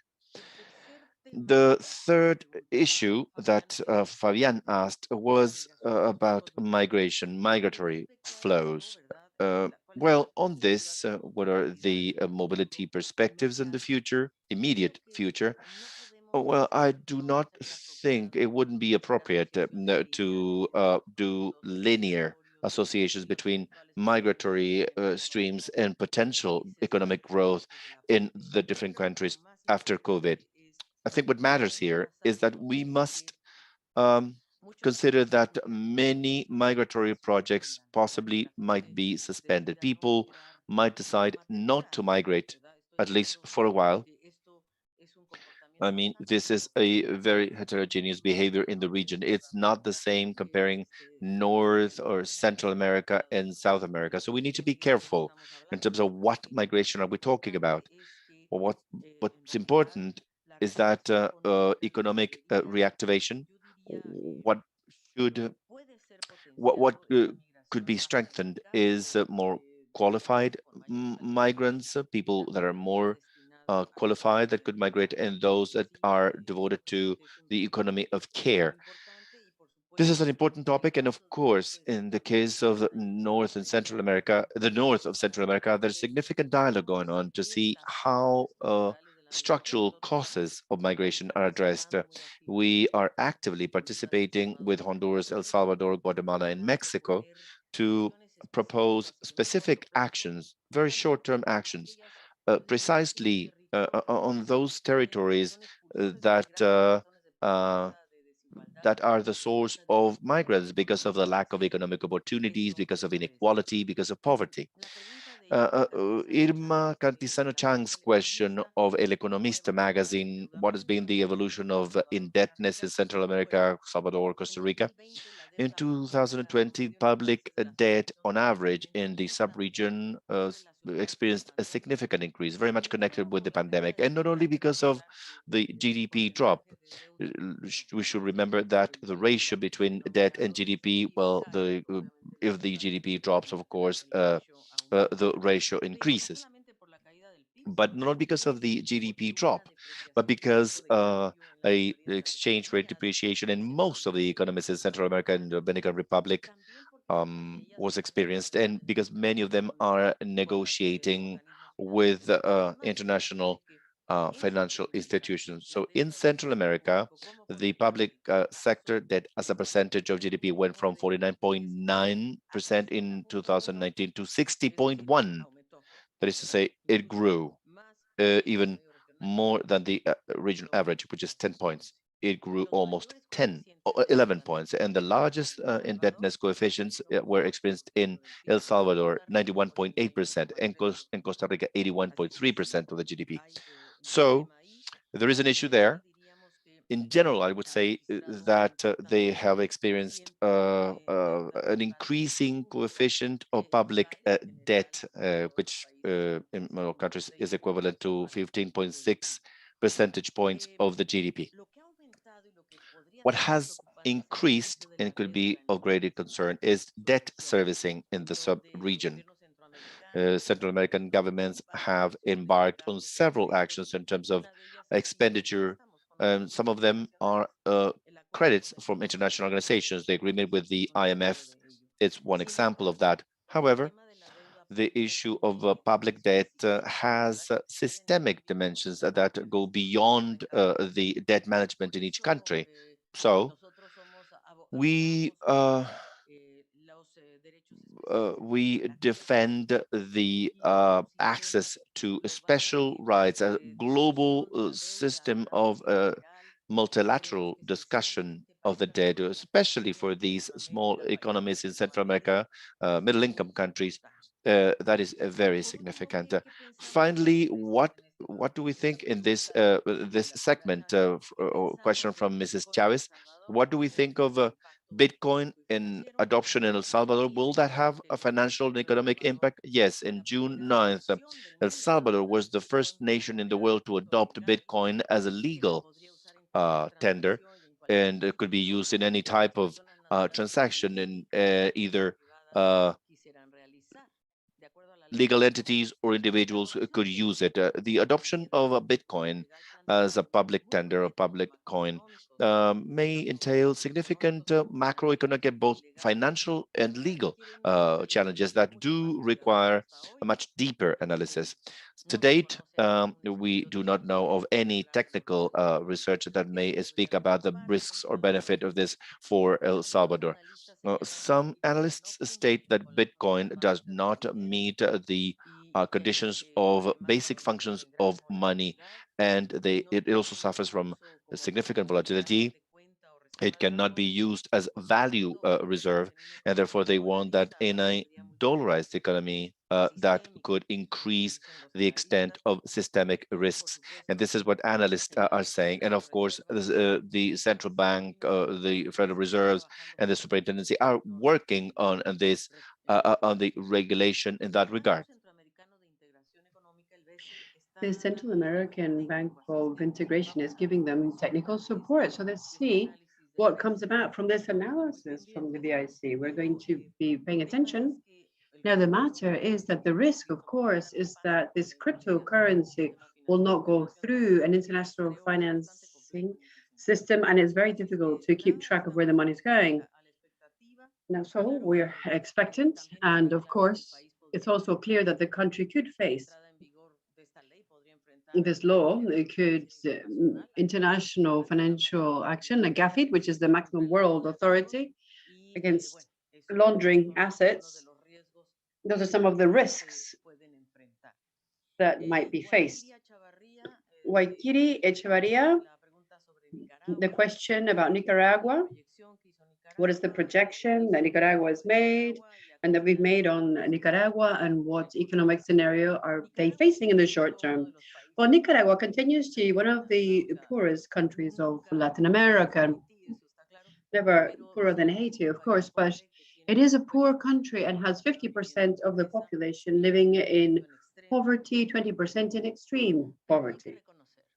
But we must recognize that in the last decade, the country has been able to get significant results with regards to reducing poverty, mortality, and the rights to food, adequate food.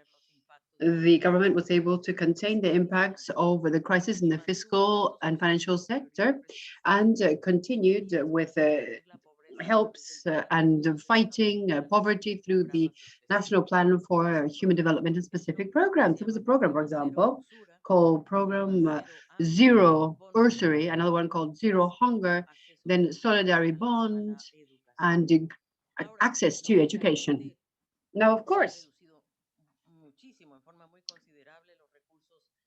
many resources that were available have been reduced to continue with this type of path. And for 2021, what we estimate is about 2% this year, after 3 consecutive years of economic contraction or slowing down. And this is going to persist, especially in sectors such as the tourism, which is so important for Nicaragua. So the truth is, it can be that the impulse of the United States should give it a certain move forward the GDP in Nicaragua, especially in the areas in exportations and remittances and tax-free areas that they have. And this could be also given to public expenditures. But we have to consider all of the impacts of the IOTA and others that had this big impact in Nicaragua. And of course, political aspects as well that have to do with the presidential elections and the uncertitude that this brings about in these, when we start making a prognosis for growth. So if there is no change towards a democratic government, that's the question. Well, the thing is that we think that by 2022, we think there should be a growth of 1.8%. And this has to do with the growth of the economy of the United States. it's very difficult to evaluate or to assess what can happen. And what we're seeing is that we make economic analysis and social analysis, but not prepared exactly to calculate the political cost. That's quite difficult.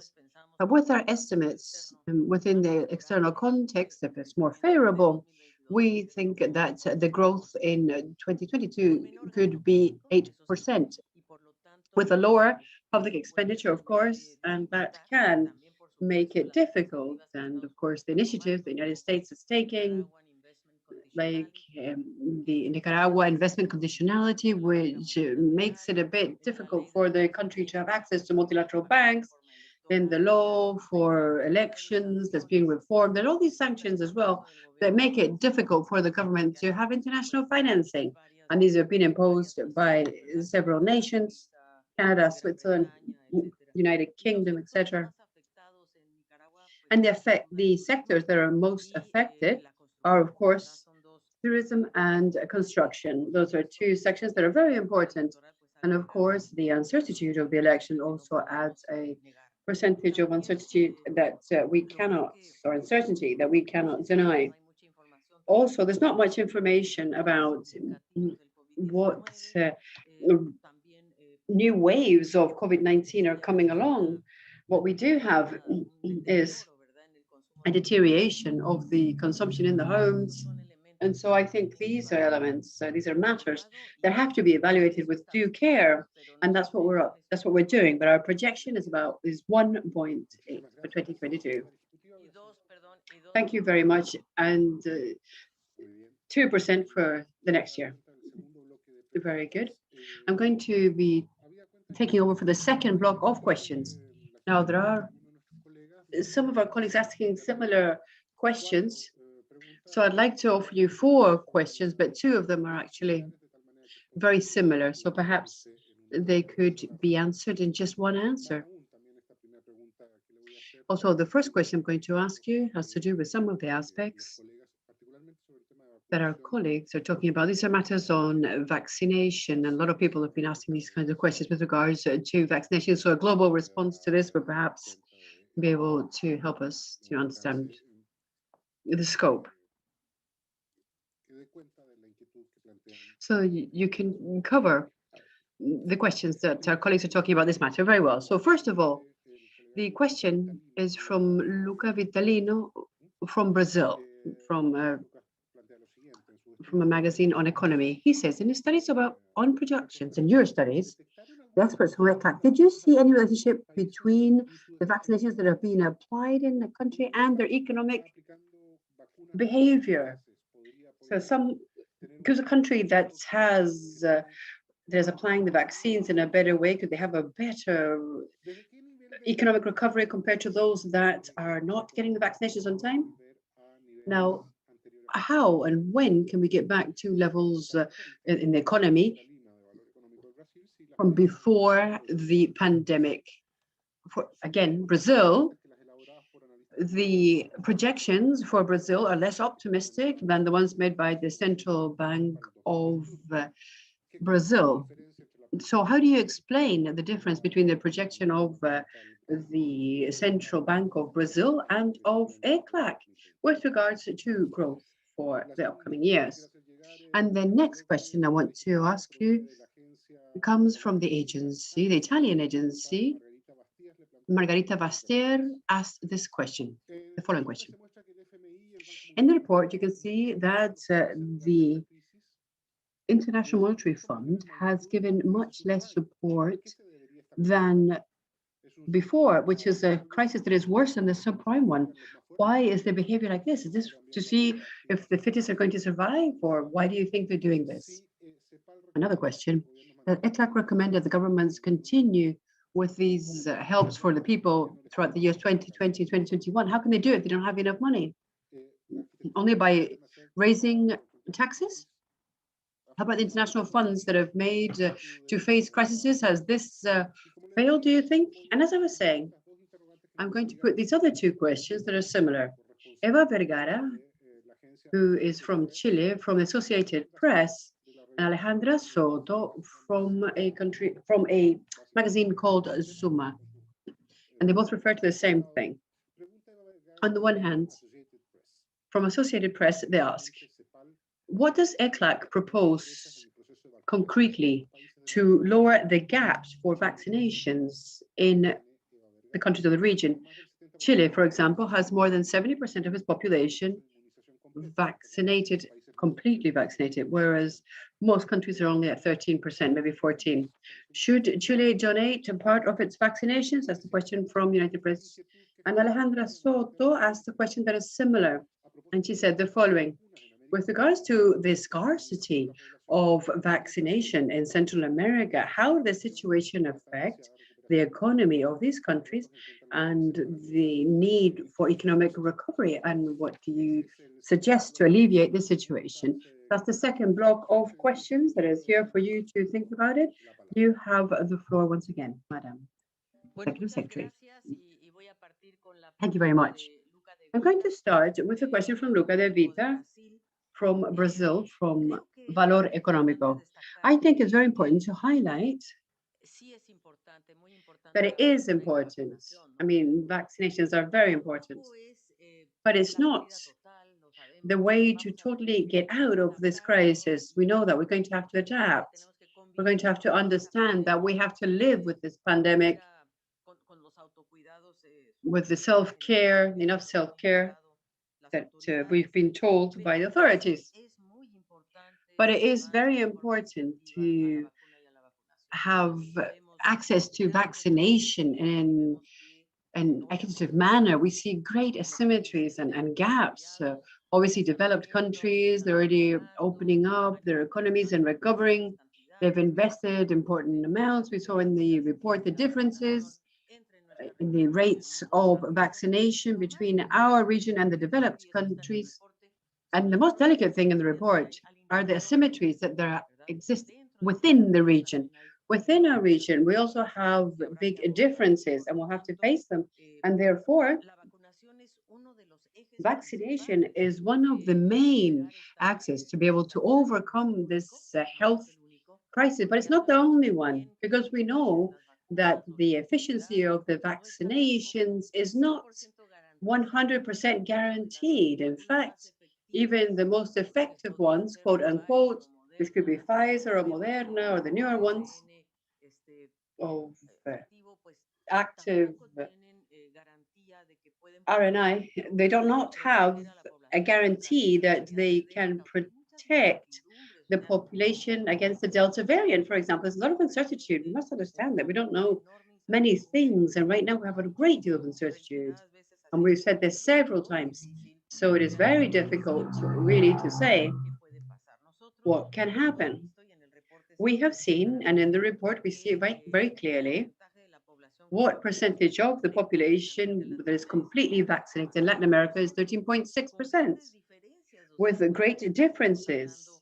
So here we're talking about, well, you know, if you ask me in the case of Brazil, where is Brazil? Well, Brazil is 13%, for example, 13% of people vaccinated. And what country is the most advanced? Well, Chile, because the 70% of people have been vaccinated. So yes, complete vaccination, maybe 56% in any case, but it depends really on what date we're talking about, in fact. But in any case, very far from the coverage that is recommended by the World Health Organization. It has recommended 80% of the population, so that's not where we are. So the vaccinations are an important tool. They protect us. We don't know how long they will last. They protect us from two things, for a start, from death and from serious hospitalization, but not necessarily of catching it. I think the authorities, the health authorities have said this over and over again. Nor do we know the reaction that they will have with these new variants that as the population is not vaccinated, well, new variants are going to come about. That is a fact.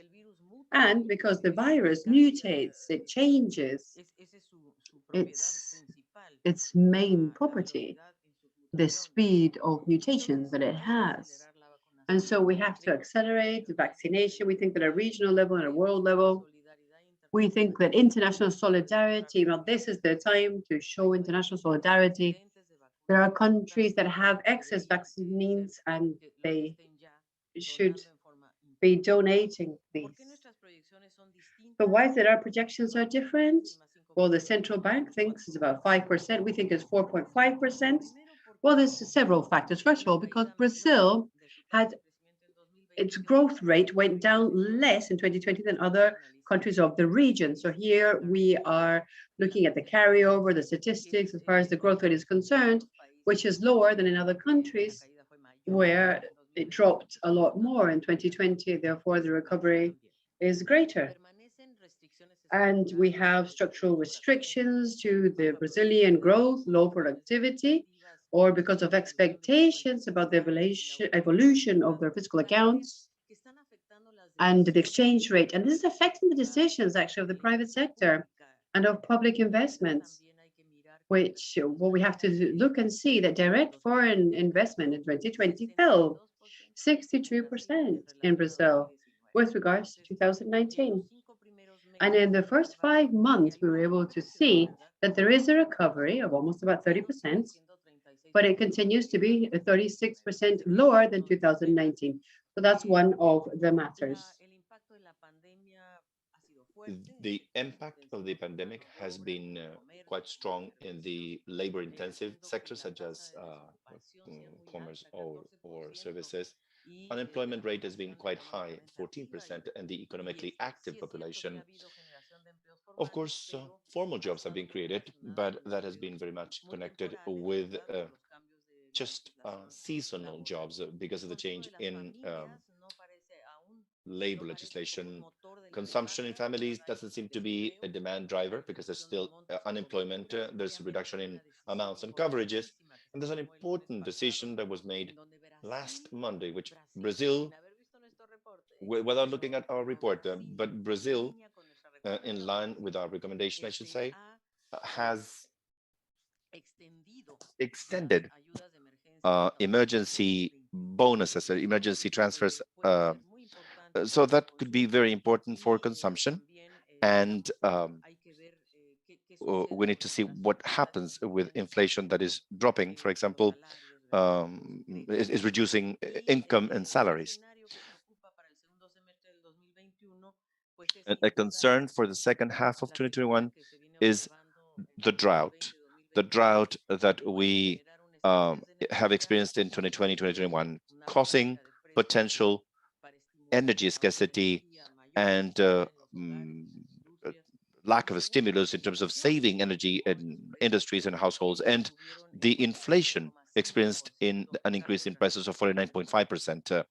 Brazil is one of the cases, exceptional cases in which inflation has picked up again, and I believe this must be taken into account. The increase of the base interest rate already implemented central bank of 2% to go to 4.25%.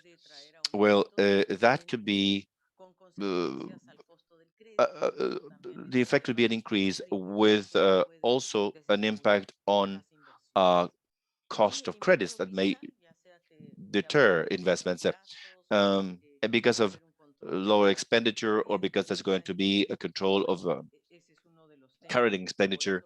That is one of the issues. That's why the growth rate that we offer of 4.5 is to some extent conservative if you think about the problems that I've just described. And let's hope that in the second half, vaccination steps up and there's a return to lower inflation rates, better expectations of domestic consumption, improved exchange rates, and hopefully investment decisions on infrastructure, industry, trade, and services.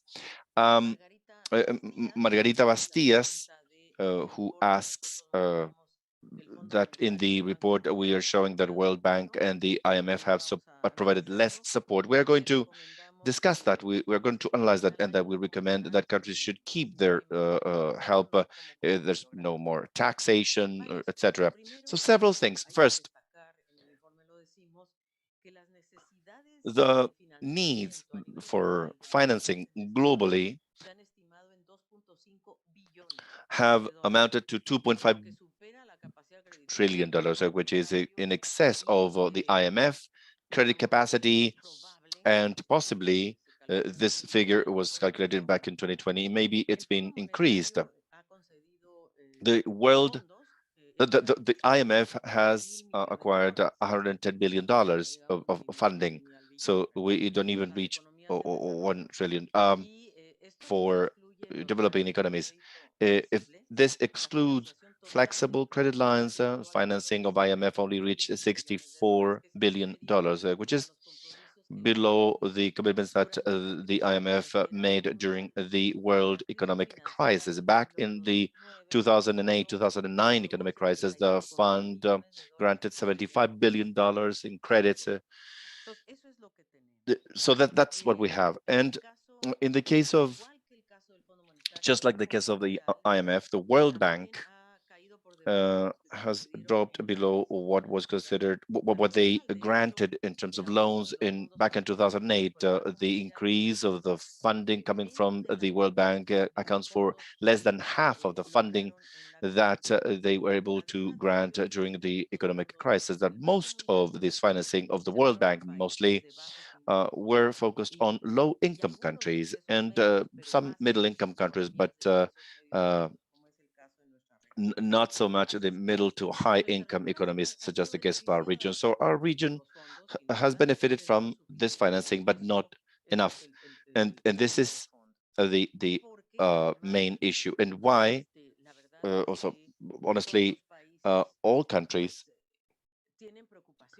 have concerns about what they've experienced in the past. And we know that there's been a significant contraction in terms of production. So the response of international organizations, especially for our region, has not been powerful enough, especially in the policy beef. Maybe we didn't express it so clearly in the presentation, but in the document, I can tell you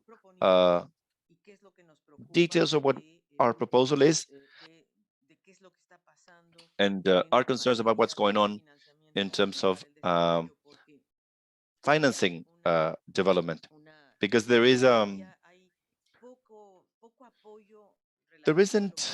much support compared to what's required in order to support our region. So, for example, I would say we are proposing to expand the initiatives in debt servicing initiatives. There are initiatives that can alleviate the cost of servicing the debt, the reallocation of other policies. There's a number of suggestions in the document for the international financial architecture to be much more inclusive than what it is today for middle-income countries. So we're, of course, publishing all the information on how much our region is receiving in terms of international financing. So, and that it's not enough. We are requesting more inclusion of the middle-income countries in what's being done internationally, because we do believe that what's happening in Latin America and the Caribbean is that they have to resort to the private banking system with increasing costs. And this is exactly what we would like to avoid, because the debt keeps climbing, because this is the data on page 13 of the document. You'll find it, where we see how much the bank has granted, what the fund has done, how much more is needed. And from our countries in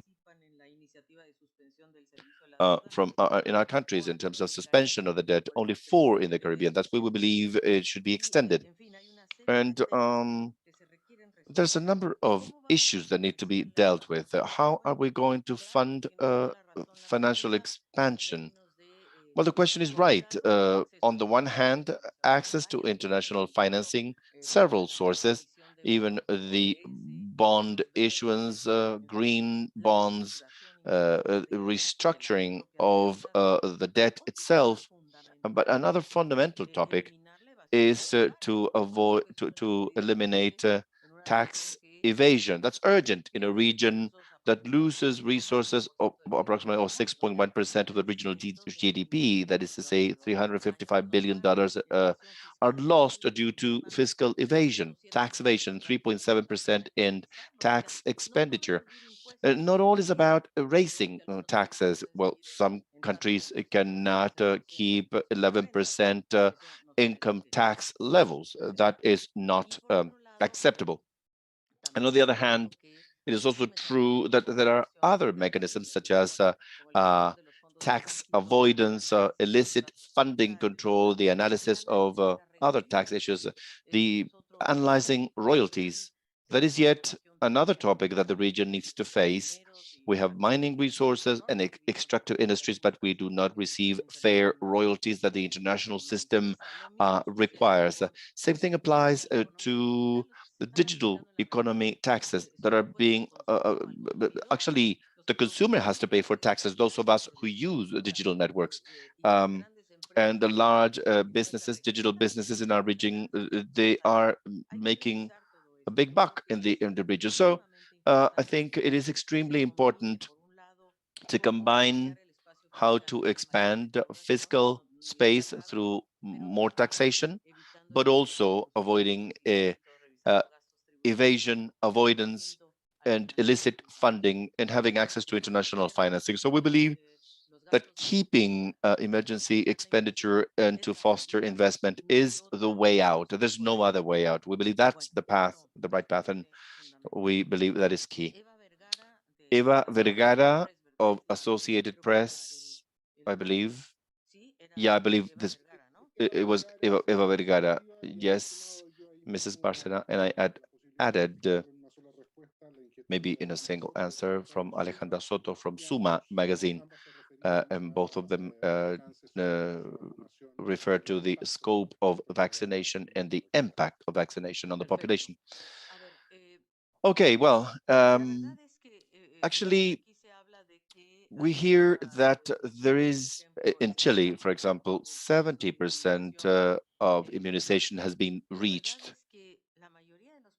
Most of the countries in the region will not reach this level of immunization. Well, that is one of the big problems of inequality that we face. And I believe most of the countries are not above 13% of vaccination. So, and when you ask whether vaccines should be donated or not, well, that is something that needs to be debated among countries. I think it is extremely important. Mexico, for example, has donated 800,000 doses to Belize, Honduras, Paraguay, Bolivia, etc., and Jamaica as well. and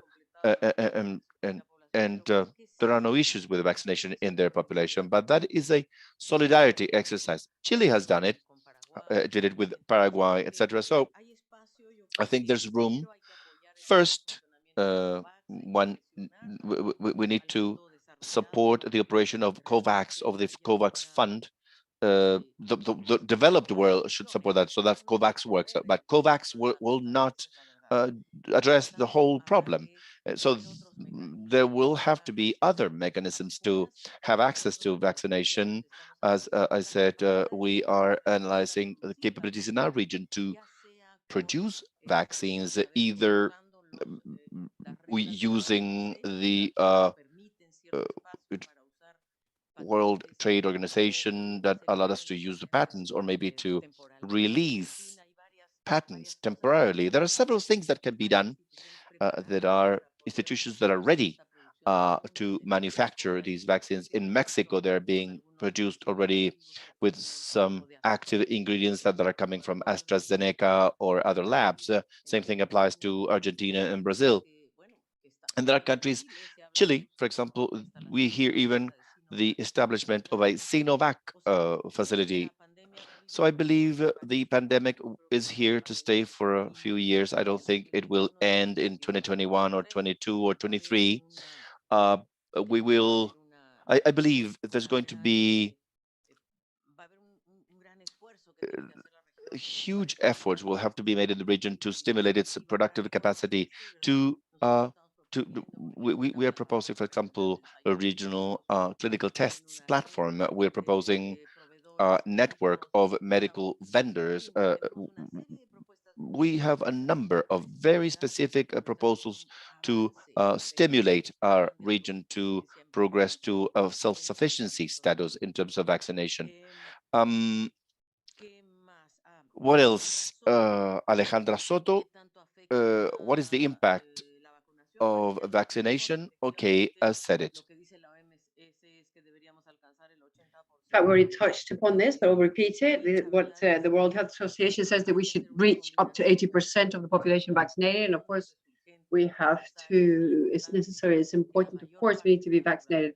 It's very important that most of the population should be doubly vaccinated. This is a very important step, but it's also necessary that we should take other types of care, protection, because we see what the vaccination has proven, that it stopped us from dying and from getting seriously ill, and this is very important, but we still have to be careful, and we must consider that we should have the dosages that have been committed within the region and also at an international level, and that the commitments for donations or for the strengthening of COVAX should actually happen, take place. And there is a working group between the Monetary Fund and the World Health Organization and the World Trade Organization. And they have one very strong objective, which is to make sure that we can vaccinate at least 40% of the world population this year and 60% by 2022. That'd be fantastic. But for that, we need important, enormous commitments, really, and that we'll be able to move forward in these mechanisms of cooperation and coordination. And the other one, which is a part of the bus as well, and that we're involved as well, how can we strengthen primary care in health? We're talking about achieving not only access to the vaccines, but also a whole process of vaccination that is efficacious and that the process reaches everyone. And in that case, Chile has been very effective. Chile has been able to reach the most remote places with vaccinations, and Mexico, they're vaccinating almost 1 million people a day. Some countries are taking very strong action, but then there are others that are lagging behind. And those are the ones that we have to look at carefully. Haiti, well, I don't know, should we talk about Haiti? I mean, they said they were going to get some vaccinations. Mexico has committed an important amount of vaccinations for Haiti and COVAX as well, but not even one vaccination has reached Haiti. And then we have other countries with serious problems, like especially in Central America, in the most complicated countries. Guatemala has only about 0.9% of its population has been vaccinated. Honduras 0.6, Paraguay is 1.9. So there are very important gaps that have to be covered. So I will stop now, my dear Guido, in this block of questions, and I don't know if time will permit us or if the members of the press are interested in more information. More than 100 members of the press are accompanying this press conference, Madam Secretary. I would like to propose that I could read you one more block of questions, and if you agree, I will read you some of these. So Christian Alcala from Peru, from the newspaper called La República, says ECLAC is talking about 9.5% growth for Peru. This projection, he asks, has it had any impact because of the policies that we have of the proclamation of the new president? And then what policies do you think that the country should implement to be able to increase wealth and reconstruction? That's from Peru. Then Mr. Toledo from the Financial Diary of Chile asked the following. What are the main factors that made you review the GDP growth for Chile so closely? With the updating of the plan that we have called Paso a Paso, step by step, can we be even more optimistic as far as the projection for growth for Chile? That was asked by Chile. And the last question for this block, I would like to tell you about the question that comes from Yvette Saldaña from El Universal in Mexico newspaper. And the question is this: with this growth rate, in how many years will the levels of poverty go back to what Mexico had before the pandemic? And then Christian Alcalá. Well, those are the three questions that we have.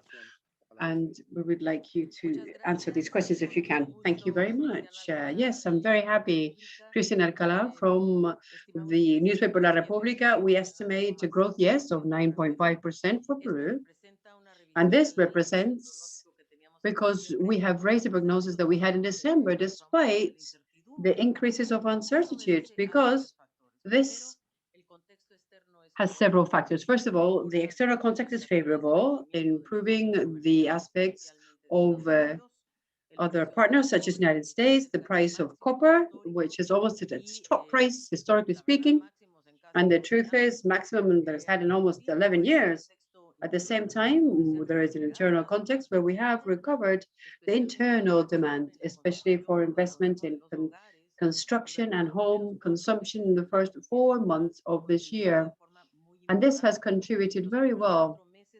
The first 4 months, we've seen positive results in all sectors, maybe except in the agricultural sector, which has gone down a little bit. But the production and the accumulated production that we have now has accumulated 13.8%. So although it is true that the levels of uncertainty have increased, on the other hand, there are other things that are showing us growth and movement forward. And among other elements, the uncertainty, of course, has manifested and has had a channel which is a depreciation of the exchange rate. However, it's not affecting levels of activity as such. What policies should be implemented by the country for a greater reactivation and a better distribution of wealth? This is a very important matter, and it refers to that the whole region has to make an effort for redistribution, but without a doubt, one way of doing it is, first of all, as we said, fiscal matters. It's very important to be able to look into all the expenses, the tributary expenses. We have 2.2% of the GDP, that is what they represent, and this should be looked into, and then measures to be able to consolidate taxes on income and to property and equity, and then look again, once again, into the royalties. All of these matters are of great importance. And then programs that can increase employment. For example, construction also creates a lot of jobs. Montserrat Toledo from the newspaper in Chile. Why are we looking into Chile with such details? And with this update, can I be even more optimistic? Well, the answer is we're expecting for 2021 a growth rate of 80%. It's the only country of the region that is really going to recover the GDP it had from 2019. For several reasons, several things have helped the projection for growth. For example, an important role of the consumption in the next trimesters, the consumption of 2 digits, and also commercial chains that are having historic amounts of sales. And a third point is taking from pension funds, which has had a very important contribution to the homes. And of course, fiscal transferences, which have also been fundamental. And therefore, the Ministry of Finance thinks that by September this year, the measures of fiscal support will represent an accumulated amount of $28 million. So Chile is one of the countries that are keeping up this help for this throughout the emergency, also the advancement of vaccinations and the gradual reopening and getting out of these restrictions and lockdown. Some projects for investment has also improved. We've improved in private investment and also the way the economy of China is actually behaving well. Could we be more optimistic? That's part of the question. Well, we'd all like to be, but so far we have to just go as far as we can. It's one of the countries that has moved forward the fastest with vaccinations. But we must also bear in mind that it's not totally safe, that we'll all be able to go out in a safe way. And then Bet Saldaña from the paper called El Universal from Mexico. With the rhythm of growth, how many years will it take us to revert the levels of poverty back to 2019? Well, ECLAC has projected an increase of 41% in 2018, and now in 2020 it's 48.9. That's because of loss of employment and loss of income for the homes. But we also see a reduction to 48% in 2021. So 41%, almost 42, 2018, almost 50% in 2020, and it goes down to 48 in the following year. Coneval has estimated the family poverty without transferences of monies that is below the breadbasket, and it said that the first trimester of this year it has increased importantly. And also, Coneval talks about an important recovery in 2021, where we see that labor poverty went down. So in Mexico, employment is increasing on the one hand.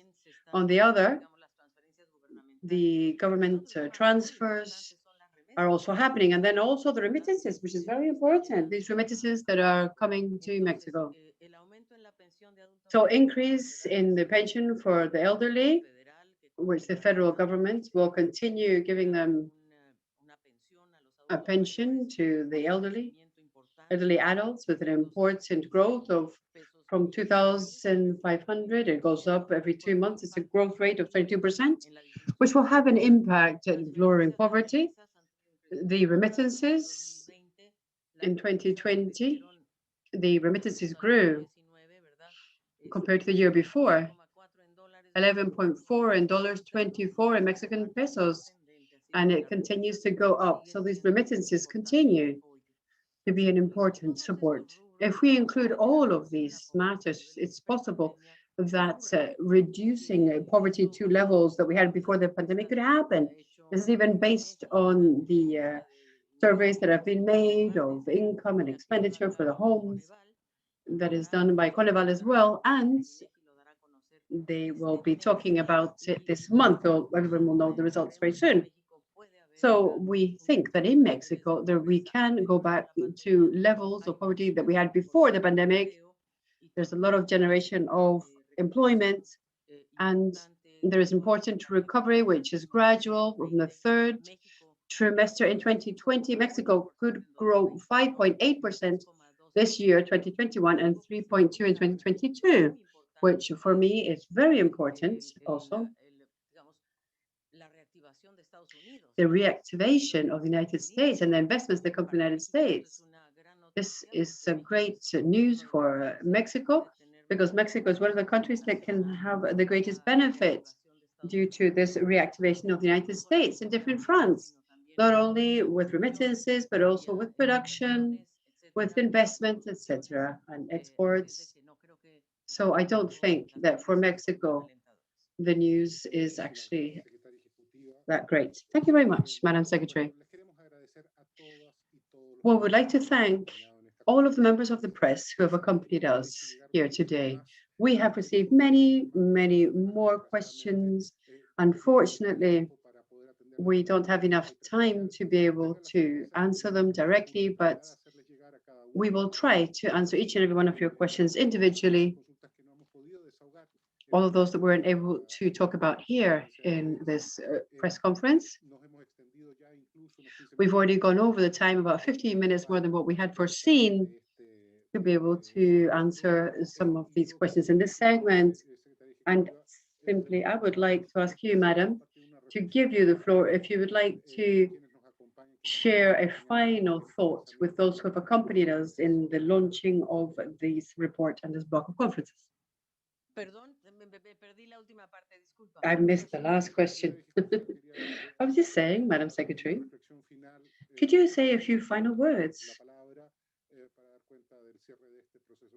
as we close this whole process of the press conference? Yes, I'm sorry. I know there's other members of the press that want to ask us some questions. We also have the option of answering them in writing. We'll do this. We're very happy to do so. I know Jorge Cano from the group Reforma, Peyote from El Clarín in Argentina, and also Paula Santibáñez also had a question. In any case, I just want to tell you that ECLAC is here at your service. What is not at our service is time, unfortunately. I would like to say to you that I, myself, or my colleagues are here to answer your questions. My colleagues who have been participating so actively. What I would like to say, actually, as a final word, is that it's a very complex matter that's happening. That's why we're calling it the paradox of recovery, because even though there is some recovery in 2021, it's also true that if we don't make the necessary deep changes from the development, the model of development, industrial policies, productivity, in fact, if we don't make the changes, if we don't do it from the point of view of equality, if we don't get rid of this whole culture of privilege that's expressed in tax evasion and illicit funds and unequal taxes and concentration of wealth in one place, if we don't look at these matters in depth, if we don't restructure health and education, we will not be able to get ahead from this trajectory of low growth, which unfortunately, even no matter how much recovery we have this year and a little bit next year, we are not really recovering 100% the employment. We have problems with poverty and extreme poverty, inequality, and therefore with the environment. So we have a lot of debt that's pending in that sense, lots of things to do. I think we've talked about the most objective things we have at hand, always up to date, and we're very happy to do it. And I would like to also thank Mario Cimoli and the whole team of the executive secretary, adjunct, that was so helpful in preparing this this report. And I also want to thank all of the divisions of ECLAC and people from publications. It's an excellent work. The division of technology of information that permits us all to be connected. And we have a colleague here that helps us, and you yourself, dear Guido. And of course, there are always many people behind. I have two people behind me, Blanca Ariada and Roman Silvi, and Cebulon is one of the great supports that we have here. So thank you very much. I want to thank you all, ladies and gentlemen. Thank you, Executive Secretary. We want to tell our colleagues once again, thank you. Thank you for your interest, for the company you've given us, launching this new policy brief of COVID-19 from ECLAC. We will do our utmost to answer all the questions that are pending. We'll answer them in writing as soon as possible. I'd also like to say the presentation of the Executive Secretary and the document we've just shown you, and even the video of this presentation that she did at the beginning of this press conference, all of this is accessible through our webpage from ECLAC, and they're available for you, as well as all of the other channels of ECLAC that we have, so that we can also help you to follow up your questions. Thank you for your company, for your interest, and the possibility that you give us to be able to help us to get our message and the data from ECLAC through your means of communication. So thank you very much, and Madam Secretary, thank you very much for accompanying us today. And once again, want to thank all of the media, the press of our region. We wish you a very good morning or a very good afternoon, and we will be in contact soon, because ECLAC is always producing documents and looking at Latin America and the Caribbean very carefully. Thank you very much, and good afternoon to you all.